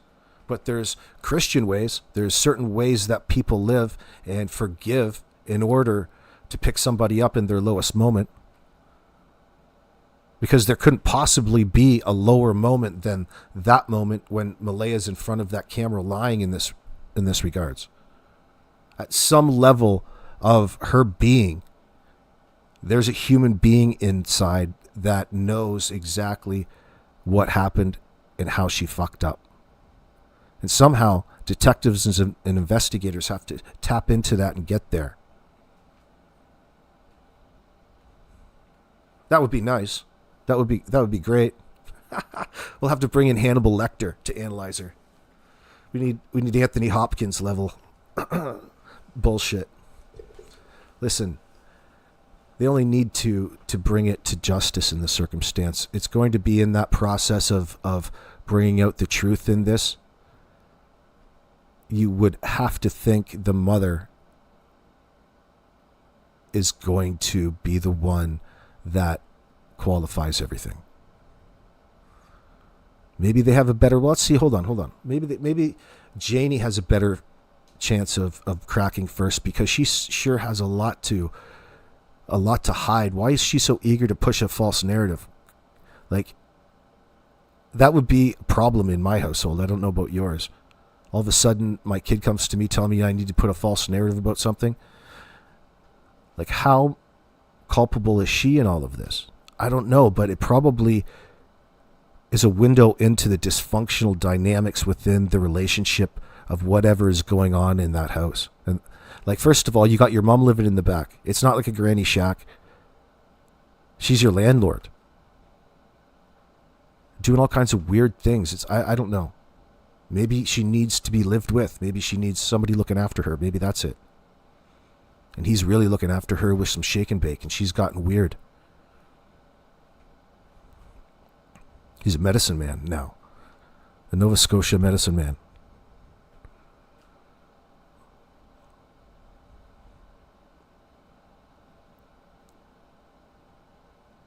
Do you believe Malaya Brooks' timeline of the morning Jack and Lily went missing, guys?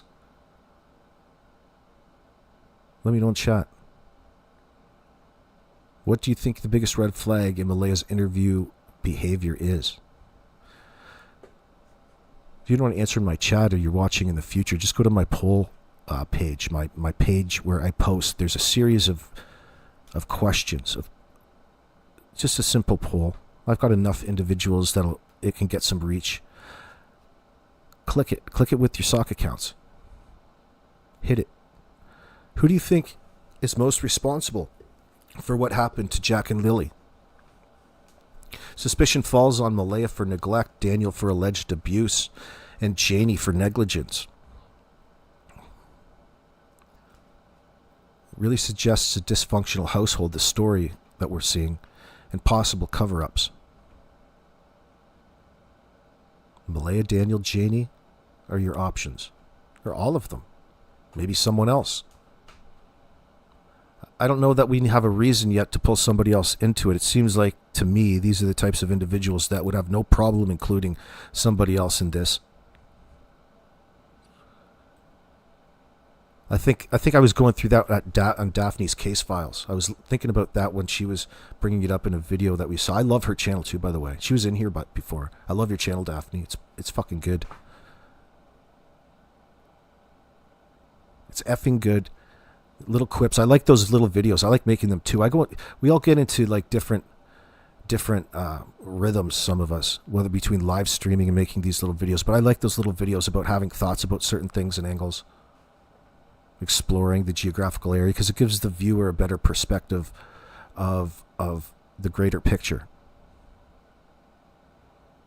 Yeah, Quiz, they're all involved to some degree. Yeah, it's hard not to believe that at this point. Well, they definitely are now. You know what I mean? They're definitely all involved now. That's a no-brainer. But so there's really a couple of things going on here. There's the cover-up, and then there's the circumstances leading up to, and then the act of what we suspect to be nothing short of child murder. Double homicide, they call it.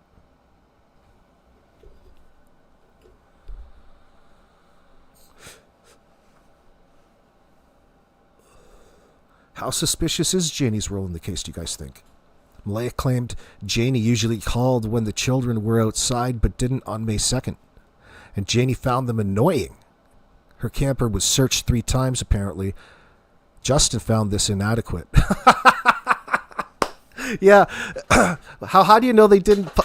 So the whole point to searching it like that is to pull some sort of forensic evidence out of it, you would think, for evidence later on, but that there's a time frame and a time window that you need to be there and in. Doesn't necessarily mean it, but Justin doesn't like Jannie in that sense. He cracks me up. Justin found that inadequate. Let's see. Do you think Daniel's alleged abuse of Jack is key to the case, guys?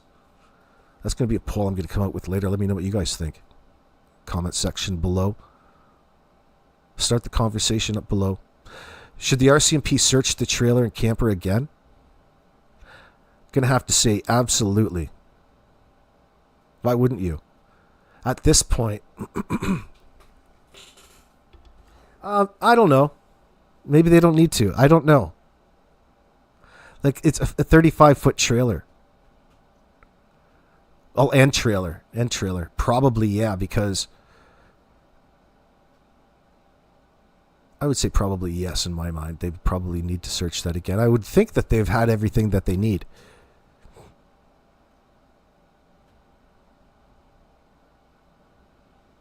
Wade thinks that's a possibility that Daniel snapped and grabbed Jack by the throat.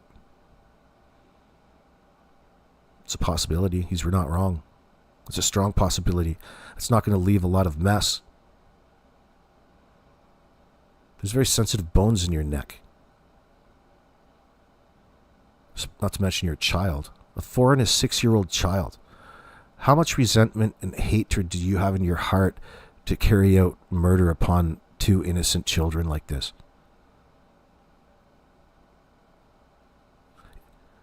The answer is it's contradictory to human nature in that sense, or is it? Especially when you introduce,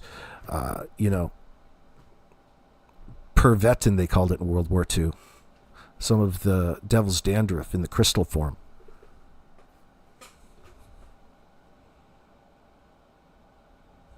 Yeah, you're right, Shannon. I don't think she did either. It just sounds too rehearsed.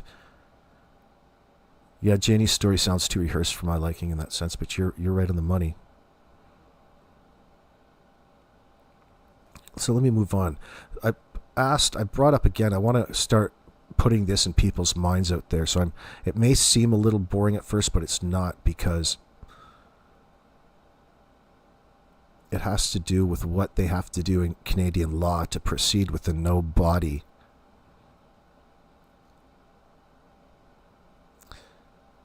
Legal investigative. So what did I do here? Let me pull this up. So I keep pumping this through after I put transcripts through to grow kind of an ongoing narrative about what needs to happen next legally, because we're lacking that sort of expertise. Not that I'm an expert by any means, but I'm wise enough to know some of the things that we don't know and translate that over into some sort of relevant question legally that we can't rightly get, because, of course, the RCMP don't really like to communicate with the public in that sense at this point. You don't expect it. You expect them to do their jobs.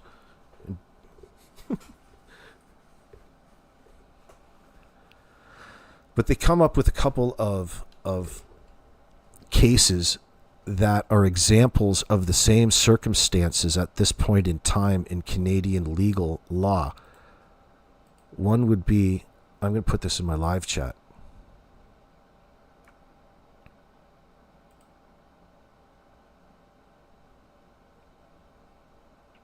I will in a second. So we're talking about the legal investigative requirements for prosecuting family members in child murder cases. This is with everything in the transcripts taken into consideration, with a constant ever-evolving cumulative effect here. So legal standards here in Canada. Detectives must establish reasonable grounds to believe that a person committed an offense to lay charges, as outlined in the Criminal Code and supported by case law like R.V. Pritchard 2008. So R.V. and Pritchard 2008 is a good place to start for those of you who are seeking further reading.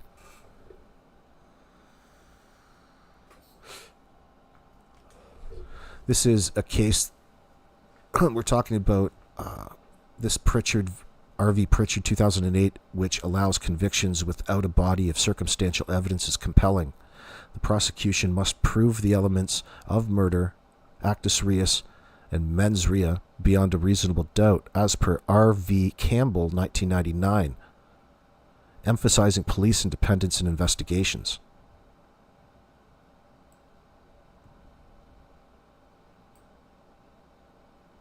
Detectives must collect evidence showing the suspect's involvement in the child's death, such as physical evidence, witness testimony, or behavioral indicators. In the Sullivan case, they're talking about Nietzsche's analysis of Malaya's interview, timestamp such and such, highlights her lack of emotional distress and nonlinear narrative suggesting deception. Detectives would use this to justify deeper scrutiny, potentially interviewing Malaya to probe inconsistencies in her timeline. Example, claiming the children went outside at 0:19 but pausing at 2:53, hindering at an indoor incident. So its applications to Nietzsche's transcripts, Jannie's contradictory statements about supervising the children daily, yet only observing them passively, suggests she may be concealing knowledge. Detectives would focus on her self-blame and distancing from trailer events as potential admissions of awareness. using these to build RGB for questioning as a witness or suspect. So gathering circumstantial evidence, talking about the legal standard without a body, as in the Sullivan case, convictions rely on circumstantial evidence, as seen in cases like R.V. Pritchard 2008, where a father was convicted of unaliving his child based off of inconsistent statements, forensic evidence, and behavior. The evidence must form a cohesive narrative excluding reasonable alternative explanations, kind of like we're holding Malaya to out here. It's just ridiculous. I'd love to see them try to break this apart in a court of law. That'd be so fantastic, but probably unnecessary at that point. So detectives, prioritize forensic evidence. Blood, DNA, signs of a struggle in the home. Those are examples. Digital evidence examples are phone records. Behavioral analysis. Oh, like that hardcore Nietzsche, she gave us a good load of that. In the Sullivan case, the trailer is a focal point, with Nietzsche suggesting an incident occurred there. Detectives would conduct forensic searches for trace evidence, as Justin noted, limited trailer searches. Malaya's we statements and Jannie's defense of Daniel suggest a coordinated narrative prompting detectives examining phone communications or social media. For collusion. Well, maybe that may happen, but there might be, like, there's a lot of hiding the abuse in this circumstance too, but it depends how it is and what it is that they're looking for. Malaya's narrative slip and Jannie's distancing point to the trailer as the crime scene. Detectives would seize and analyze devices for deleted messages or search histories, as seen in RCMP practices, like the Donnie Loans case in Nova Scotia, and request forensic tests for blood or DNA in the trailer despite initial searches for finding nothing.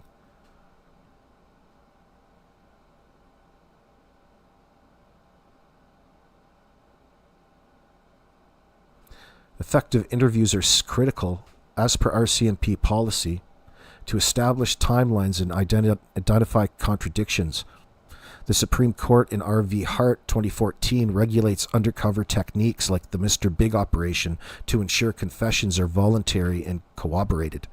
Oh, fuck, I can't wait. I wonder if we're in one right now. Which one of you out there are part of this Mr. Big operation? Give me the numbers 1, 2, 2 in my comment section.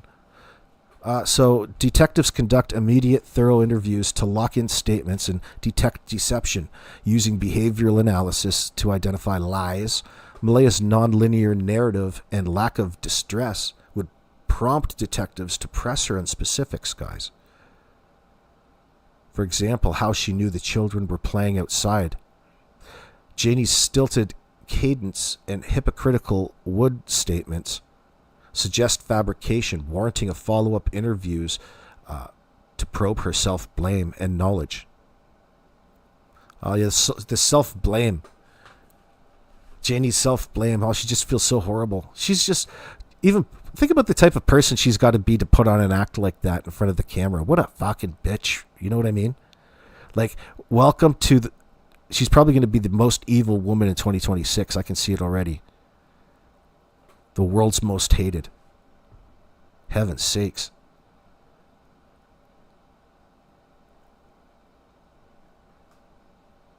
That just shows you the level of contempt she had towards these children. That no matter what, she was going to protect her own child rather than these strange children that this tramp brought into the house. This hussy that got all knocked up with my little tweaker Daniel's baby. The fruit of my loins.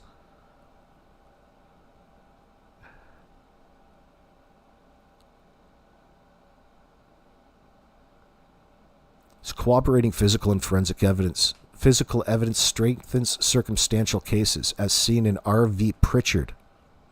And in recent Nova Scotian homicides, for example, Donnie Loans, where forensic analysis supported charges. The RCMP's Forensic Identification Services are critical for processing crime scenes.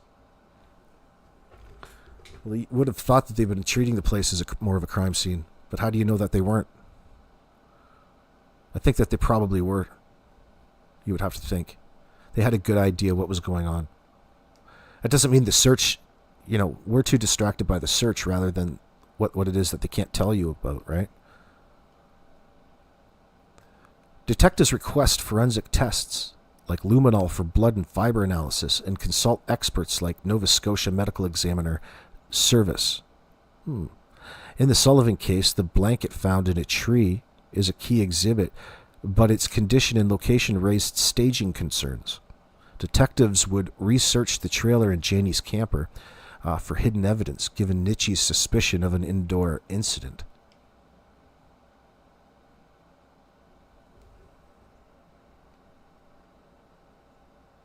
Malaya's pause after the statement, I quote, "the room," and Jannie's trailer distancing suggests an indoor crime.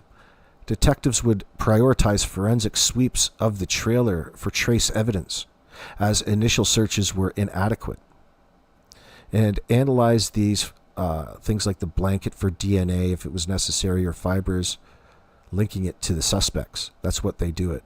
So, if that's yours, good, we linked it to you, good. Another thing that the jury is going to believe in the large amount of evidence on their desks. Let's see, legal standard. Addressing inconsistent statements and deception.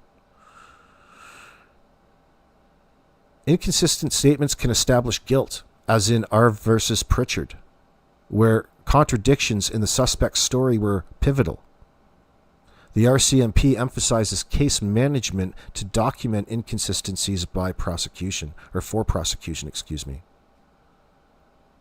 The detectives compare statements across interviews, media, and social media to identify lies. Daniel. Holy shit. I think you're probably in trouble then. Uh-oh, Danny. Love requests and death threats. Lobster. Where's Lobster in here? Good to see you. AB, in my opinion, they're all forkers. No empathy for the kids and very cold-hearted. Infamous Kim, I agree with you, because when we're in it now, like analyzing and discussing these intricate things, but when you scale out a little bit and try to relate to the type of person that they must be, when they're so active in their cover-up of this heinous crime, you're looking at the devil. This is as evil as it gets.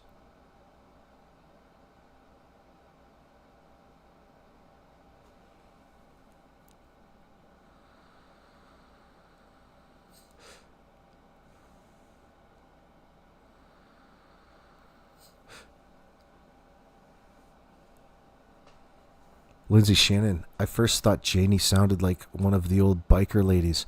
I know, hard as nails, but that was before I saw her on the CBC interview, and it clicked. She was just really angry and holding things and hiding things. Yeah, you're right. Yes, she is. I'm here to tell you the truth. I'm here to tell you the truth. I'm being honest with you. She has to emphasize all of this. Oh my God. Not one mention about how heartbroken she is about these poor innocent children being gone, missing. Like we're supposed to be believing, right? It's all about themselves and how innocent, and they didn't murder anybody. Just in case you guys are getting that thought in your mind, I want you guys to know that before all of this gets out of control, I didn't murder Jack and Lily. And I think Malaya did.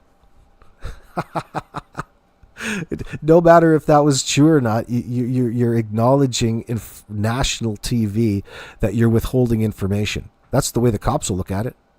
Oh, the cops that you're working so diligently with, giving them new angles. I bet you'll give them the angle. The only angle that they're looking for.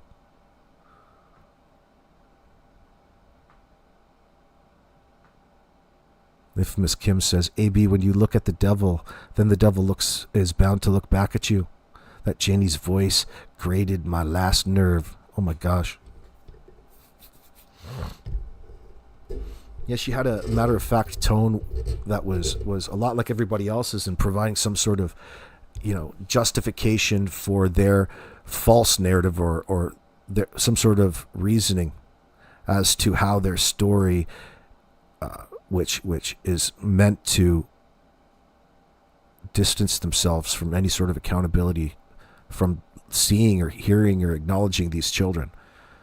They're standoffish. They avoid talking about it. It would be a direct answer. It's not all of this usual hearing and seeing. My dog heard, my dog barked. It's not an answer to the question, really. It's nonsense, useless information.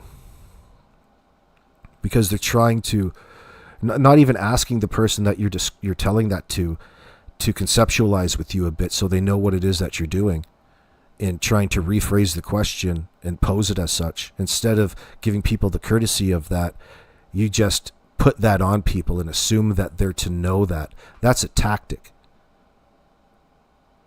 There's a whole lot you're missing from this story, and it's all the reality.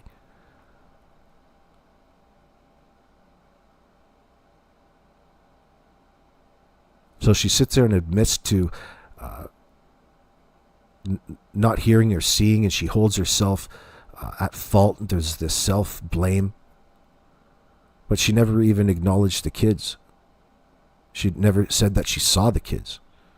She said she heard the kids, then she said she didn't hear the kids. Then she heard the silence that Malaya heard too. Oh, it was silent. They all probably noticed the silence if they were complaining about the noise all the time, wouldn't they? Complaining about the dog getting upset and the kids playing. You know how girls shriek and carry on. Oh, ooh. It's like you getting into cold water. Oh. Dog didn't like that. That meant Jannie didn't like that.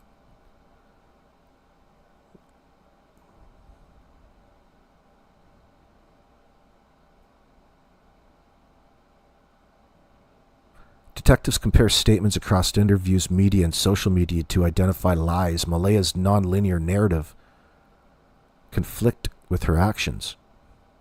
Justin noted this in his stream.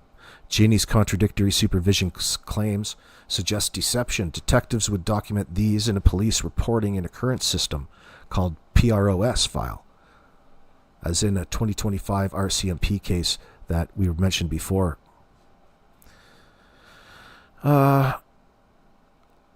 Malaya's over-explaining and Jannie's manipulative guilt-tripping are red flags.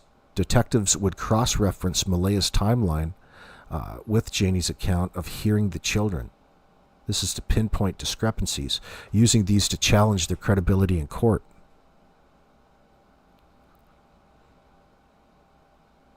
Now, consider some of the family dynamics and motive that strengthens a case but isn't required for a murder conviction, by the way. They don't even have to. You don't actually need the motive in all of this. You can speculate, right? We know that drugs are involved. Motive just became apparent. It could be anything. These fucking wackos, these tweakers. Motive strengthens a case but isn't required for murder convictions. In family cases, domestic violence or control dynamics, example R.V. Ryan, are often key, requiring detectives to explore relationships. Detectives investigate family dynamics for motives like abuse or neglect. Malaya's accusations of Daniel's controlling behavior and mistreatment of Jack suggest a motive for harm. Jannie's defense of Daniel and resentment towards Malaya indicate bias, possibly to protect her son. Detectives would explore Daniel's history of violence and Jannie's potential complicity or negligence. They would probably have a broader understanding of the history because they were investigating everybody. Think about all of the interviews that they say that they had. Extended family. They would be getting a really good idea of what the rumors were, especially when the people were getting interviewed after knowing that these two children were going missing.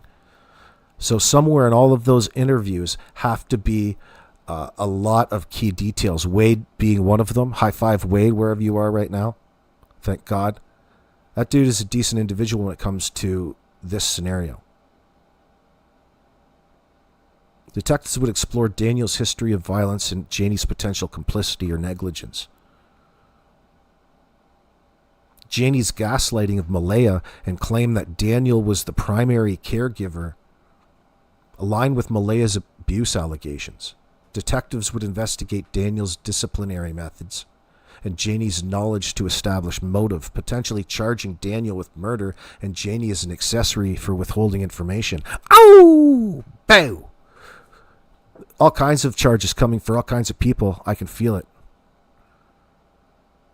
Come on, people. The heart doesn't lie. And my heart says my son didn't do anything. It's like she's up on the stand already, isn't it, JS? It's like, I thought we were supposed to be still looking for these kids that are lost, and you're talking about how you don't feel Daniel murdered their kids on a CBC interview. What the hell do you want us to talk about out here? So much for not talking about you guys in a disparaging manner. Holy shit, that's out of the, that ship has sailed. Like, come on. You guys fucked this right up.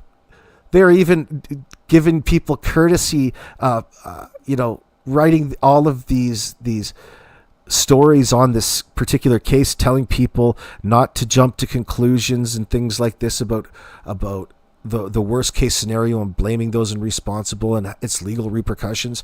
Well, they ain't going to prosecute you when it's absolute truth. What are we talking about? We're talking and judging their honesty, my friends, and they're absolute liars. And it's a disgusting, necessary thing to be outraged about this in all kinds of ways. This should make you feel some sort of way. This is outraging. And friends, there's only one direct place to take that outrage out, and that is on making your supper, making your dinner. Put your energy into making a fabulous dinner for your family. I was just segueing into a commercial. Now, moving on. Jannie's gaslighting of Malaya, I read that. Overcoming no-body challenges. So here we go.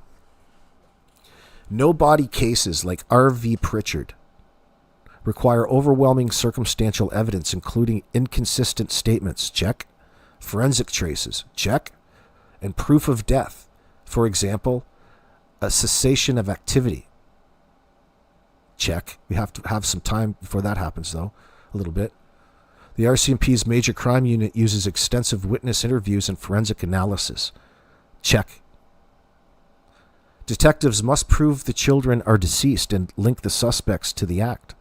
In the Sullivan case, the absence of Jack and Lily since May 2nd, 2025, and no sightings despite extensive searches, 488 tips, by the way, they say, suggest death. Detectives would use Malaya's deceptive narrative and Jannie's knowledge to argue foul play, supported by forensic re-examination of the trailer.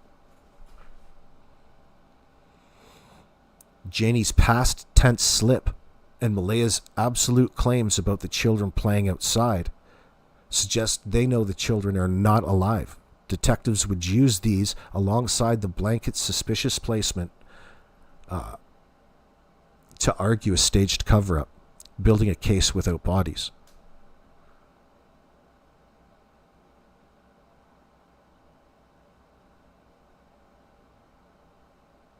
So public tips and rewards like the $150,000 Nova Scotia reward for major unsolved crimes are critical for gathering evidence, as seen in the Donnie Loans case. Detectives leverage community input, as a Sipkeknik First Nation did in vigils, and consult Mi'kmaq elders in cultural context. In the Sullivan case, public distrust of Malaya's silence and Jannie's manipulation could prompt tips. Detectives would use the RCMP's Major Crime Unit and Forensic Identification Services to process new leads. Jannie's Facebook audio, limited public engagement, fueled community suspicion. Detectives would appeal for witnesses, as in the Loans case, to corroborate or contradict Jannie's claims of hearing the children or Malaya's timeline. What are you saying in my chat? What are you saying in my chat, Randy? You grew up in Ontario? Same here. Seeing the chained prisoners clearing the highways, Kingston Penn, they need to bring back that shit. The chain gang.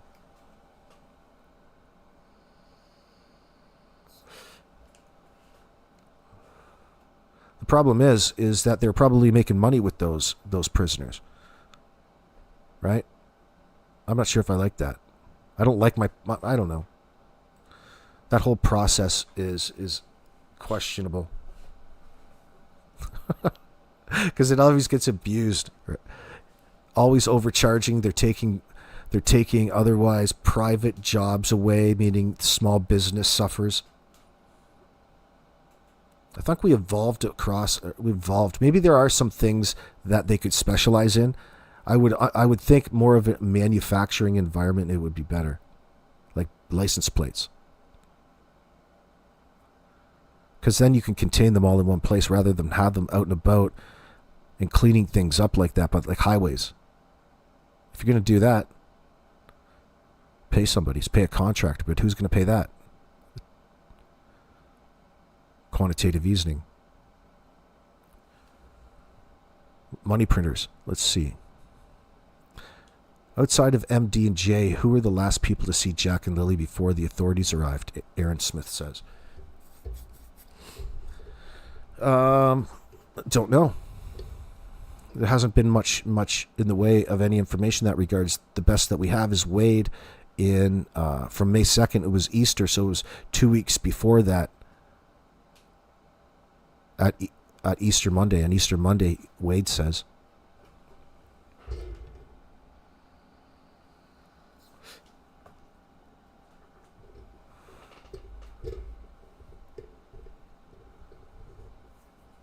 The Wicked Witch of the Midwest thinks that they're accomplishing just what they want. Because I'm so overwhelmed and confused, I don't know what to think. You're overwhelmed and confused about what? They're lying. Why are they lying? Fill in the blank yourself. You know why you lie in this circumstance. Because they had something to do with the situation with Jack and Lily missing would be the answer, the easy answer.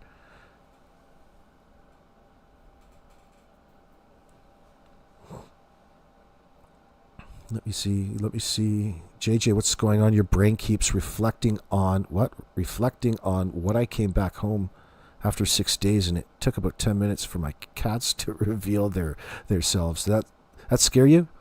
Did you call the RCMP? My heart thumped. You're not in Canada, though. My heart thumped, and my thoughts scattered into me, calling out from within. Did you find your cats? You're like, my cats are missing. You felt more emotion than Malaya. When did Malaya check on the kids to know that they were too unwell for school and send the message in at 6:15 a.m.? Yes, apparently, Aaron Smith.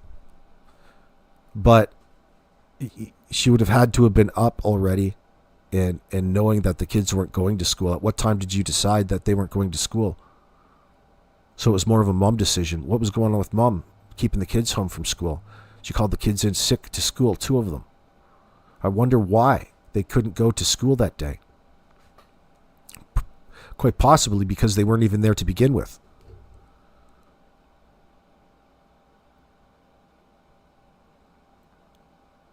And it was part of the plan, the premeditated plan, to call them in the morning because they would think it looked less suspicious. It was a last minute thing. Well, maybe so if you added some sort of context, and you would have thought that context would have been out there already.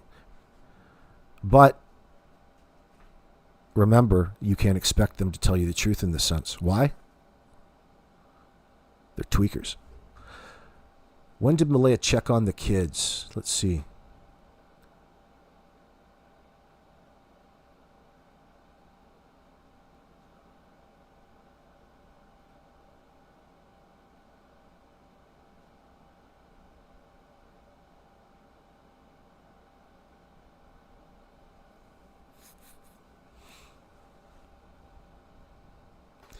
Cadaver dogs are never a bad idea. Yeah, the property is owned by the family laws.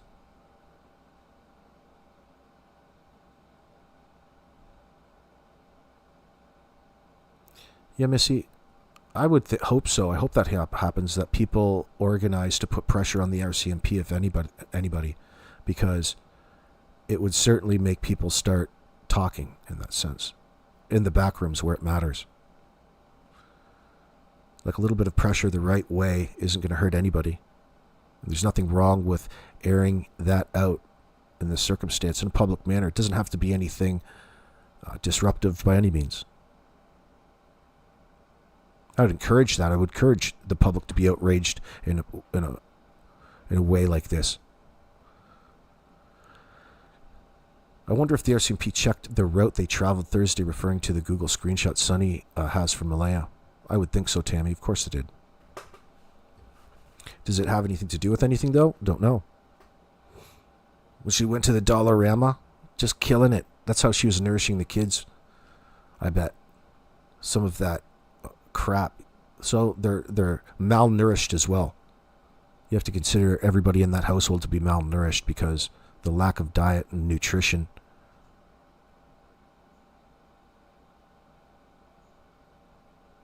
Can drones fly over private property in Nova Scotia? Sure they can, Randy.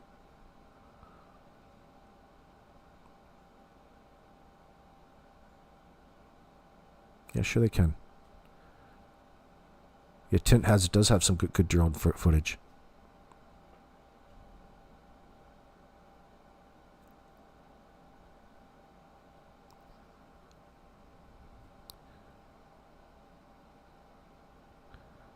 According to M, she last saw them putting them to bed. Was that Thursday night? Osprey's asking.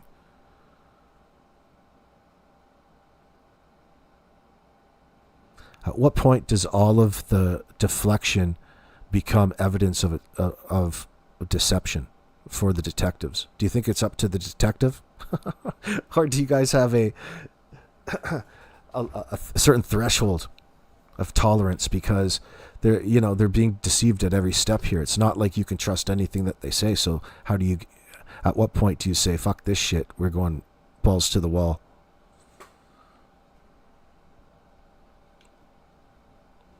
Detectives probably asking that themselves.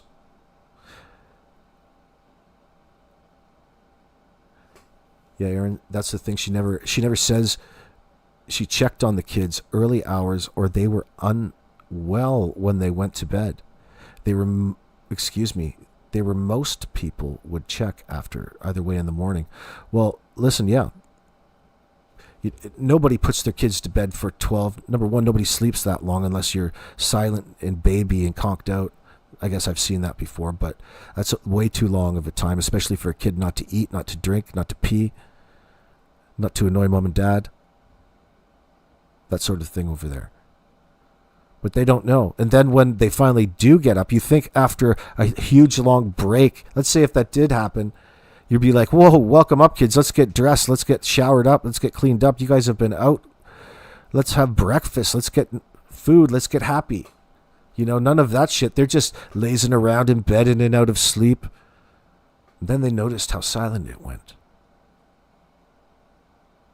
Come on.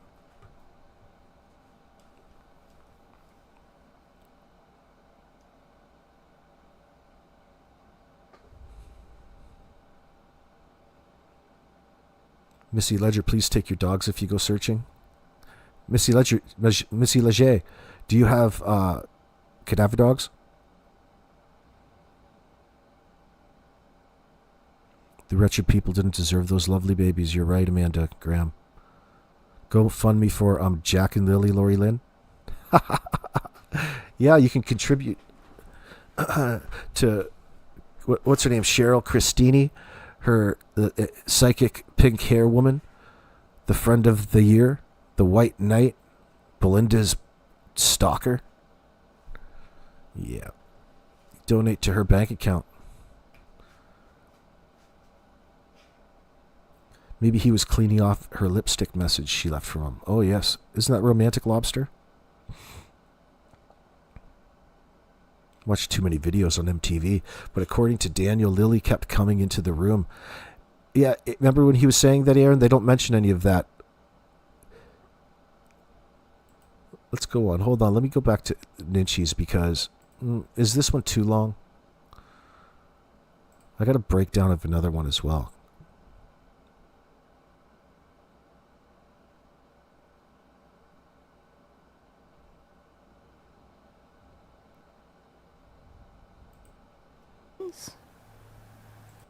First of all, this is Nietzsche's True Crime again. This has no views on it, and it's so good. I'll start a little closer. Hold on. But she's talking about Jannie's relationship and what was it really like with Malaya and the kids. I'll put it in chat right now. It's getting 2.5 hours on. We'll be back a little bit later on tonight, too, by the way.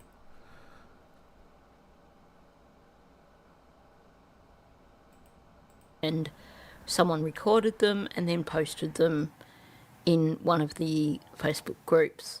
So I have all that audio. I've edited out a lot of the irrelevant stuff, but even without the irrelevant stuff, there's about half an hour's worth of audio. Now, I don't want to just go through it all in one long hit. So what I've done is I've broken it up into topics, things that I believe have some bearing on this case. So in this video, what I want to look at is her relationship with Lily and Jack, because she says one thing at one time, and then a lot of the other things she says completely contradict this. I find it extremely curious, so I wanted to really dig into that and see if it has any bearing, any meaning with regards to this case. Now, I think, personally, I do believe that it is important to look at this, because if we can understand her relationship with these children, if we can understand her opinion of these children, that will help us going forward to make sense of any further statements that she might make. Now, one thing you will discover from listening to this audio is that the public persona that she put out there on the CBC interview is somewhat different from the persona that she put out there when she was speaking to these people on Facebook. So what I'm going to do is I'm going to begin with a few clips from that CBC interview as a bit of a reference point for the rest of the clips that are included in this video. Okay, I went and I laid down. Next thing you know, my dog started barking and the kids were out in the yard. Now you can see there's 2 swings where the kids play. My bedroom is right there. I heard the kids. This is where the kids' swings are. This is where they always played. And so that's where I heard them. And I can hear everything in that trailer. If 2 kids get out of a fence, and Jack and Lily are all the time yelling, especially Lily, come on, Jackie, let's go, Jackie, let's go, Jackie. It's all I hear out here.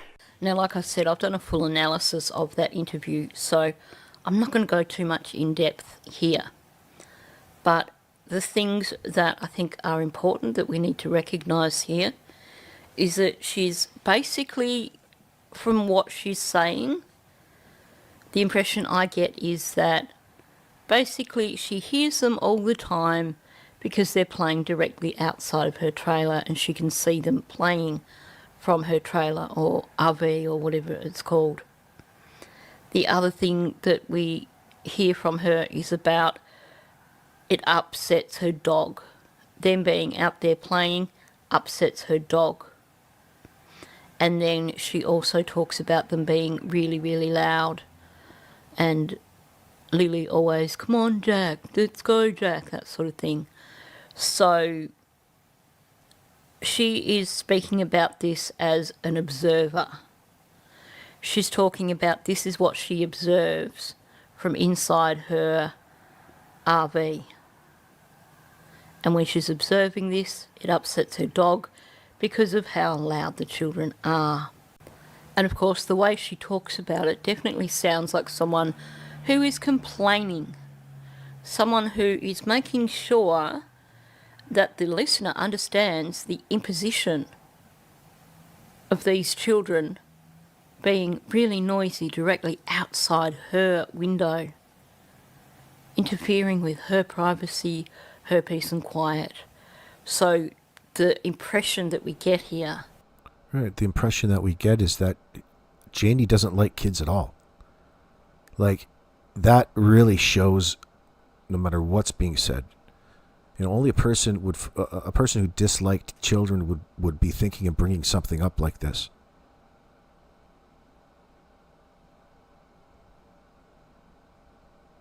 So again, you know it's steering back to putting some sort of blame, whether it be conscious or subconsciously, and Jannie back onto the kids for whatever happened, and that was implied, and it's just a constant state of being around that home for Daniel and his mom. All of this is so self-serving. Their interviews, I mean, and all of the statements, it's self-serving. And they just pretend to be caring about the kids because they play off your assumptions. That's why you're here and watching and interested in the first place. And Daniel, of course, is right there to give you any sort of information that you want to hear at that moment. And from other parts of that interview is that she basically didn't like the children, and she didn't like the amount of noise they made directly outside of her RV. She was also quite resentful of the fact that they upset her dog. I can recall 20-something years ago living in a place where I had quite a large backyard, and along the side of my property, along the fence line, was a driveway for a house that was set back off the road on the next block over. And pretty much on a daily basis, one of two things would occur. The man who lived there would get, if he realised that my dog was outside, he would get at the start of the driveway and he would rev the engine in his car to get my dog's attention. And then he would deliberately rev it along the side of along the part of his driveway that ran along my fence line, because he knew it would upset my dog and she would go berko. The other thing that happened almost on a daily basis was that his children would get on their bikes and they would ride down the driveway and they would bang on the fence and then ride up the driveway as fast as they could, because my dog would go berserk, and they would go along with a stick sometimes, run it along the fence to upset her, because they found it incredibly amusing that because she was half Kelpie, which is a Australian cattle dog, she would jump at the fence and kind of like do a specky off the fence. So she would jump up and her paws all four paws would touch near the top of the fence as she was barking. She would bounce off, land on the ground, run along a bit, and then bounce again.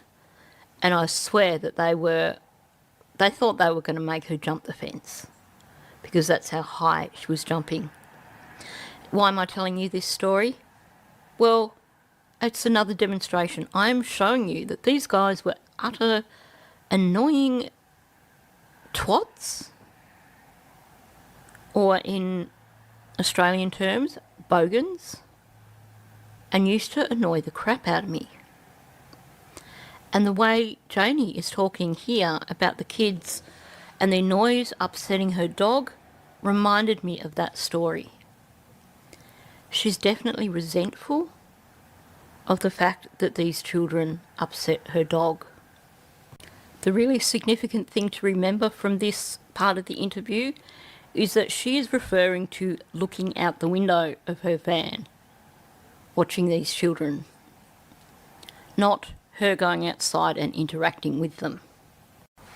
And given how resentful she sounds, what are the chances of her wanting to go out and interact with them? Because generally, when you are that resentful towards children, then you're not going to be overly friendly with them.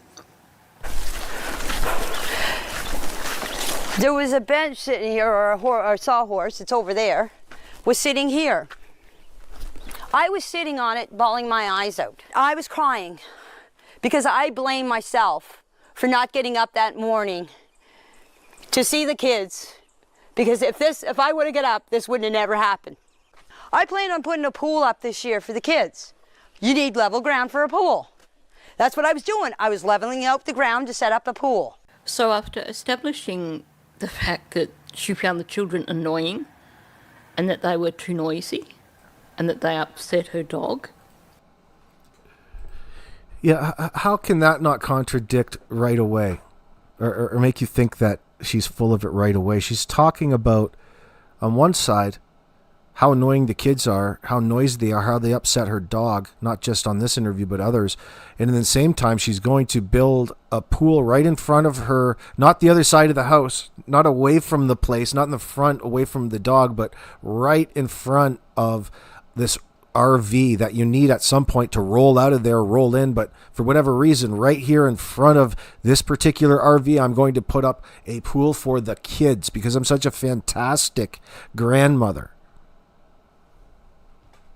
After I cried on this here sawhorse.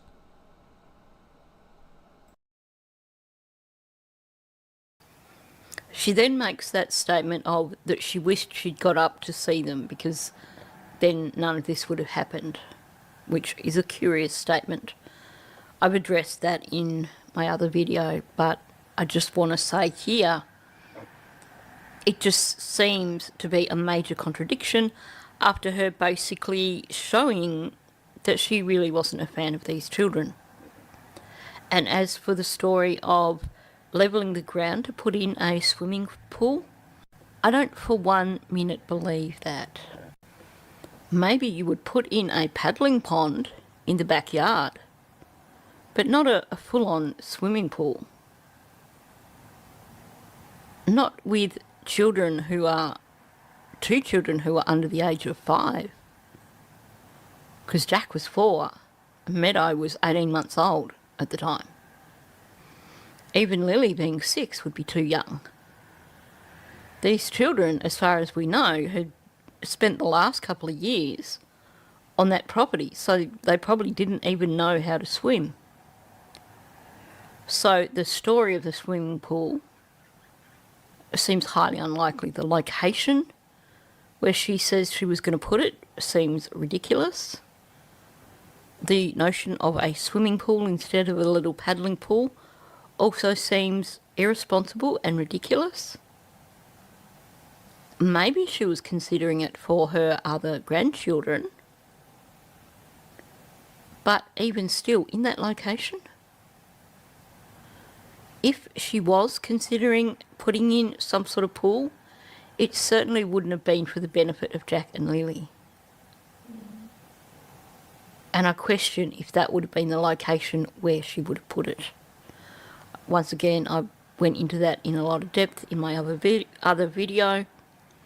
I just wanted to highlight this comment that she made. And it's funny when trying to think about a situation with Jack and Lily gone missing, and it's supposed to otherwise be a normal, not a normal, I shouldn't say that word, but it's supposed to be something that is shrouded in mystery and unknown things, that she's so adamant about talking about something so ridiculous. Is it a red herring? Is it to take further emphasis away from Jack and Lily actually missing in the real circumstances surrounding it?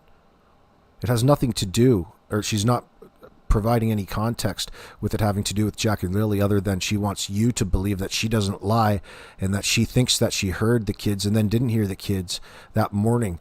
And somehow her emotion was just so, for this particular reason, she's really steering your opinions based off of, just giving her the benefit of the doubt when her the two kids that she was, around are no longer around. They disappeared, and they want you to believe this particular story based off of solely The fact that they're presenting such a bogus line of events. Aaron, you don't like that something around that patching, kneading, raking over, nothing to do with the pool. I was leveling out the ground. Why does she have the need to volunteer that information? What is it? Why is it important? Why doesn't she tell you why it's important if it was so important? The answer to that is she's hoping that you fill in the blanks enough to give her the benefit of the doubt. She's so adamant that things happened a certain way.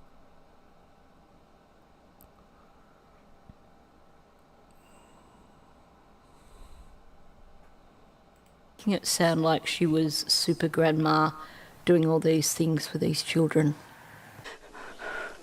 You know, if something bad happens, you get like your heart drops. Mine hasn't dropped. Deep down in my heart, I do believe Jack and Lily are alive. It's not because of what people are saying. It's my heart tells me that they are alive.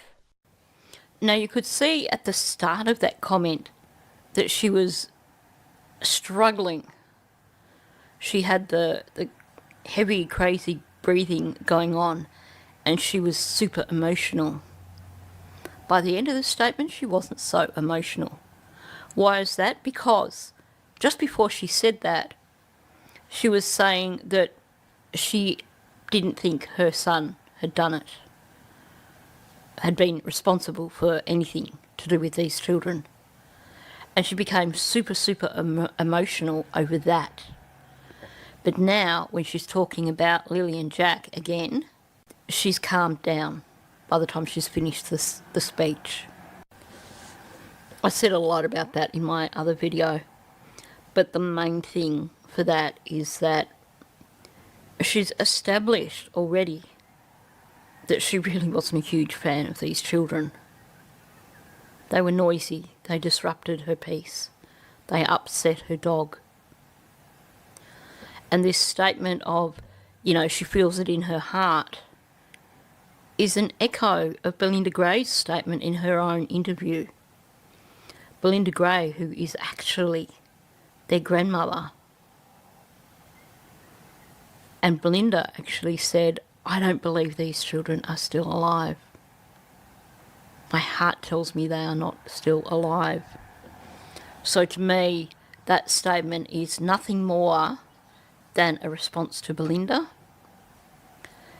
And if Daniel is responsible for what occurred to those children, then of course she's going to want to believe that they are still alive, because the alternative would have to... What kind of fucking idiot, Jannie, would say that you believe the kids are still alive at this point in time?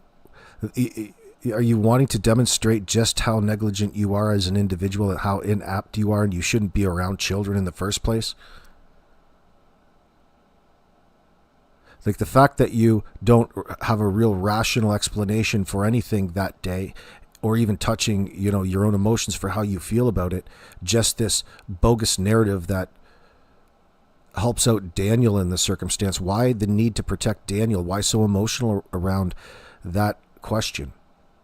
We know the answer.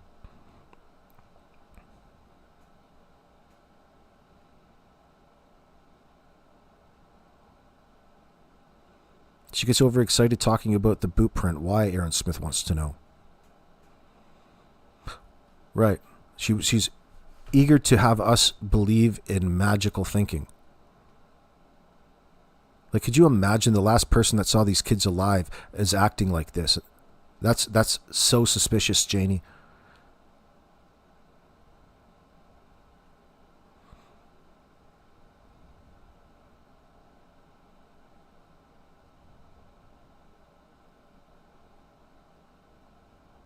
Do you think so, Deep Waters? 333?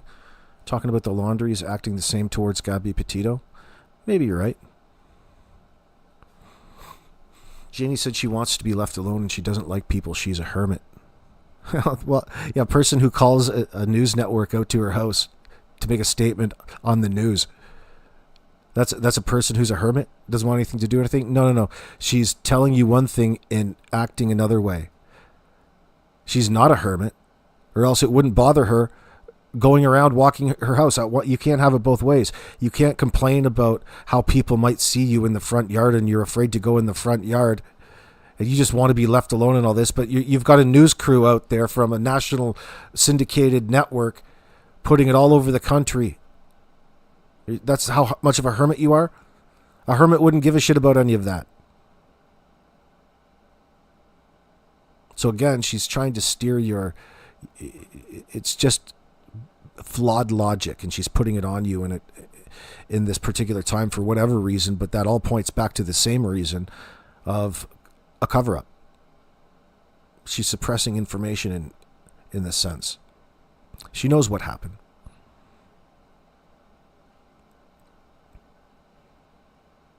And she's certainly not very sympathetic towards the children, is she? She's quite the opposite. She's talking poorly about the children in this circumstance as opposed to any terms of endearment and really longing, anybody's children in that circumstance. She told you she didn't like them. In not so many words. To believe that her son did something horrible that resulted in these children no longer being alive. As I said originally, I think she knows what happened to these children, and I'll cover that in another video. But now I'm going to move on to a handful of statements that she made during this discussion with people on Facebook. We'll leave it there, friends. We're going to cut it off and come back in about 4 hours after supper tonight, and we'll continue on part 2 of this conversation. Thank you very much for sticking it out, and we'll see you again a little bit later tonight, my friends. Make sure that you go to my community page and take the polls. I want to hear what you think in regards to the topics we've discussed today. Peace.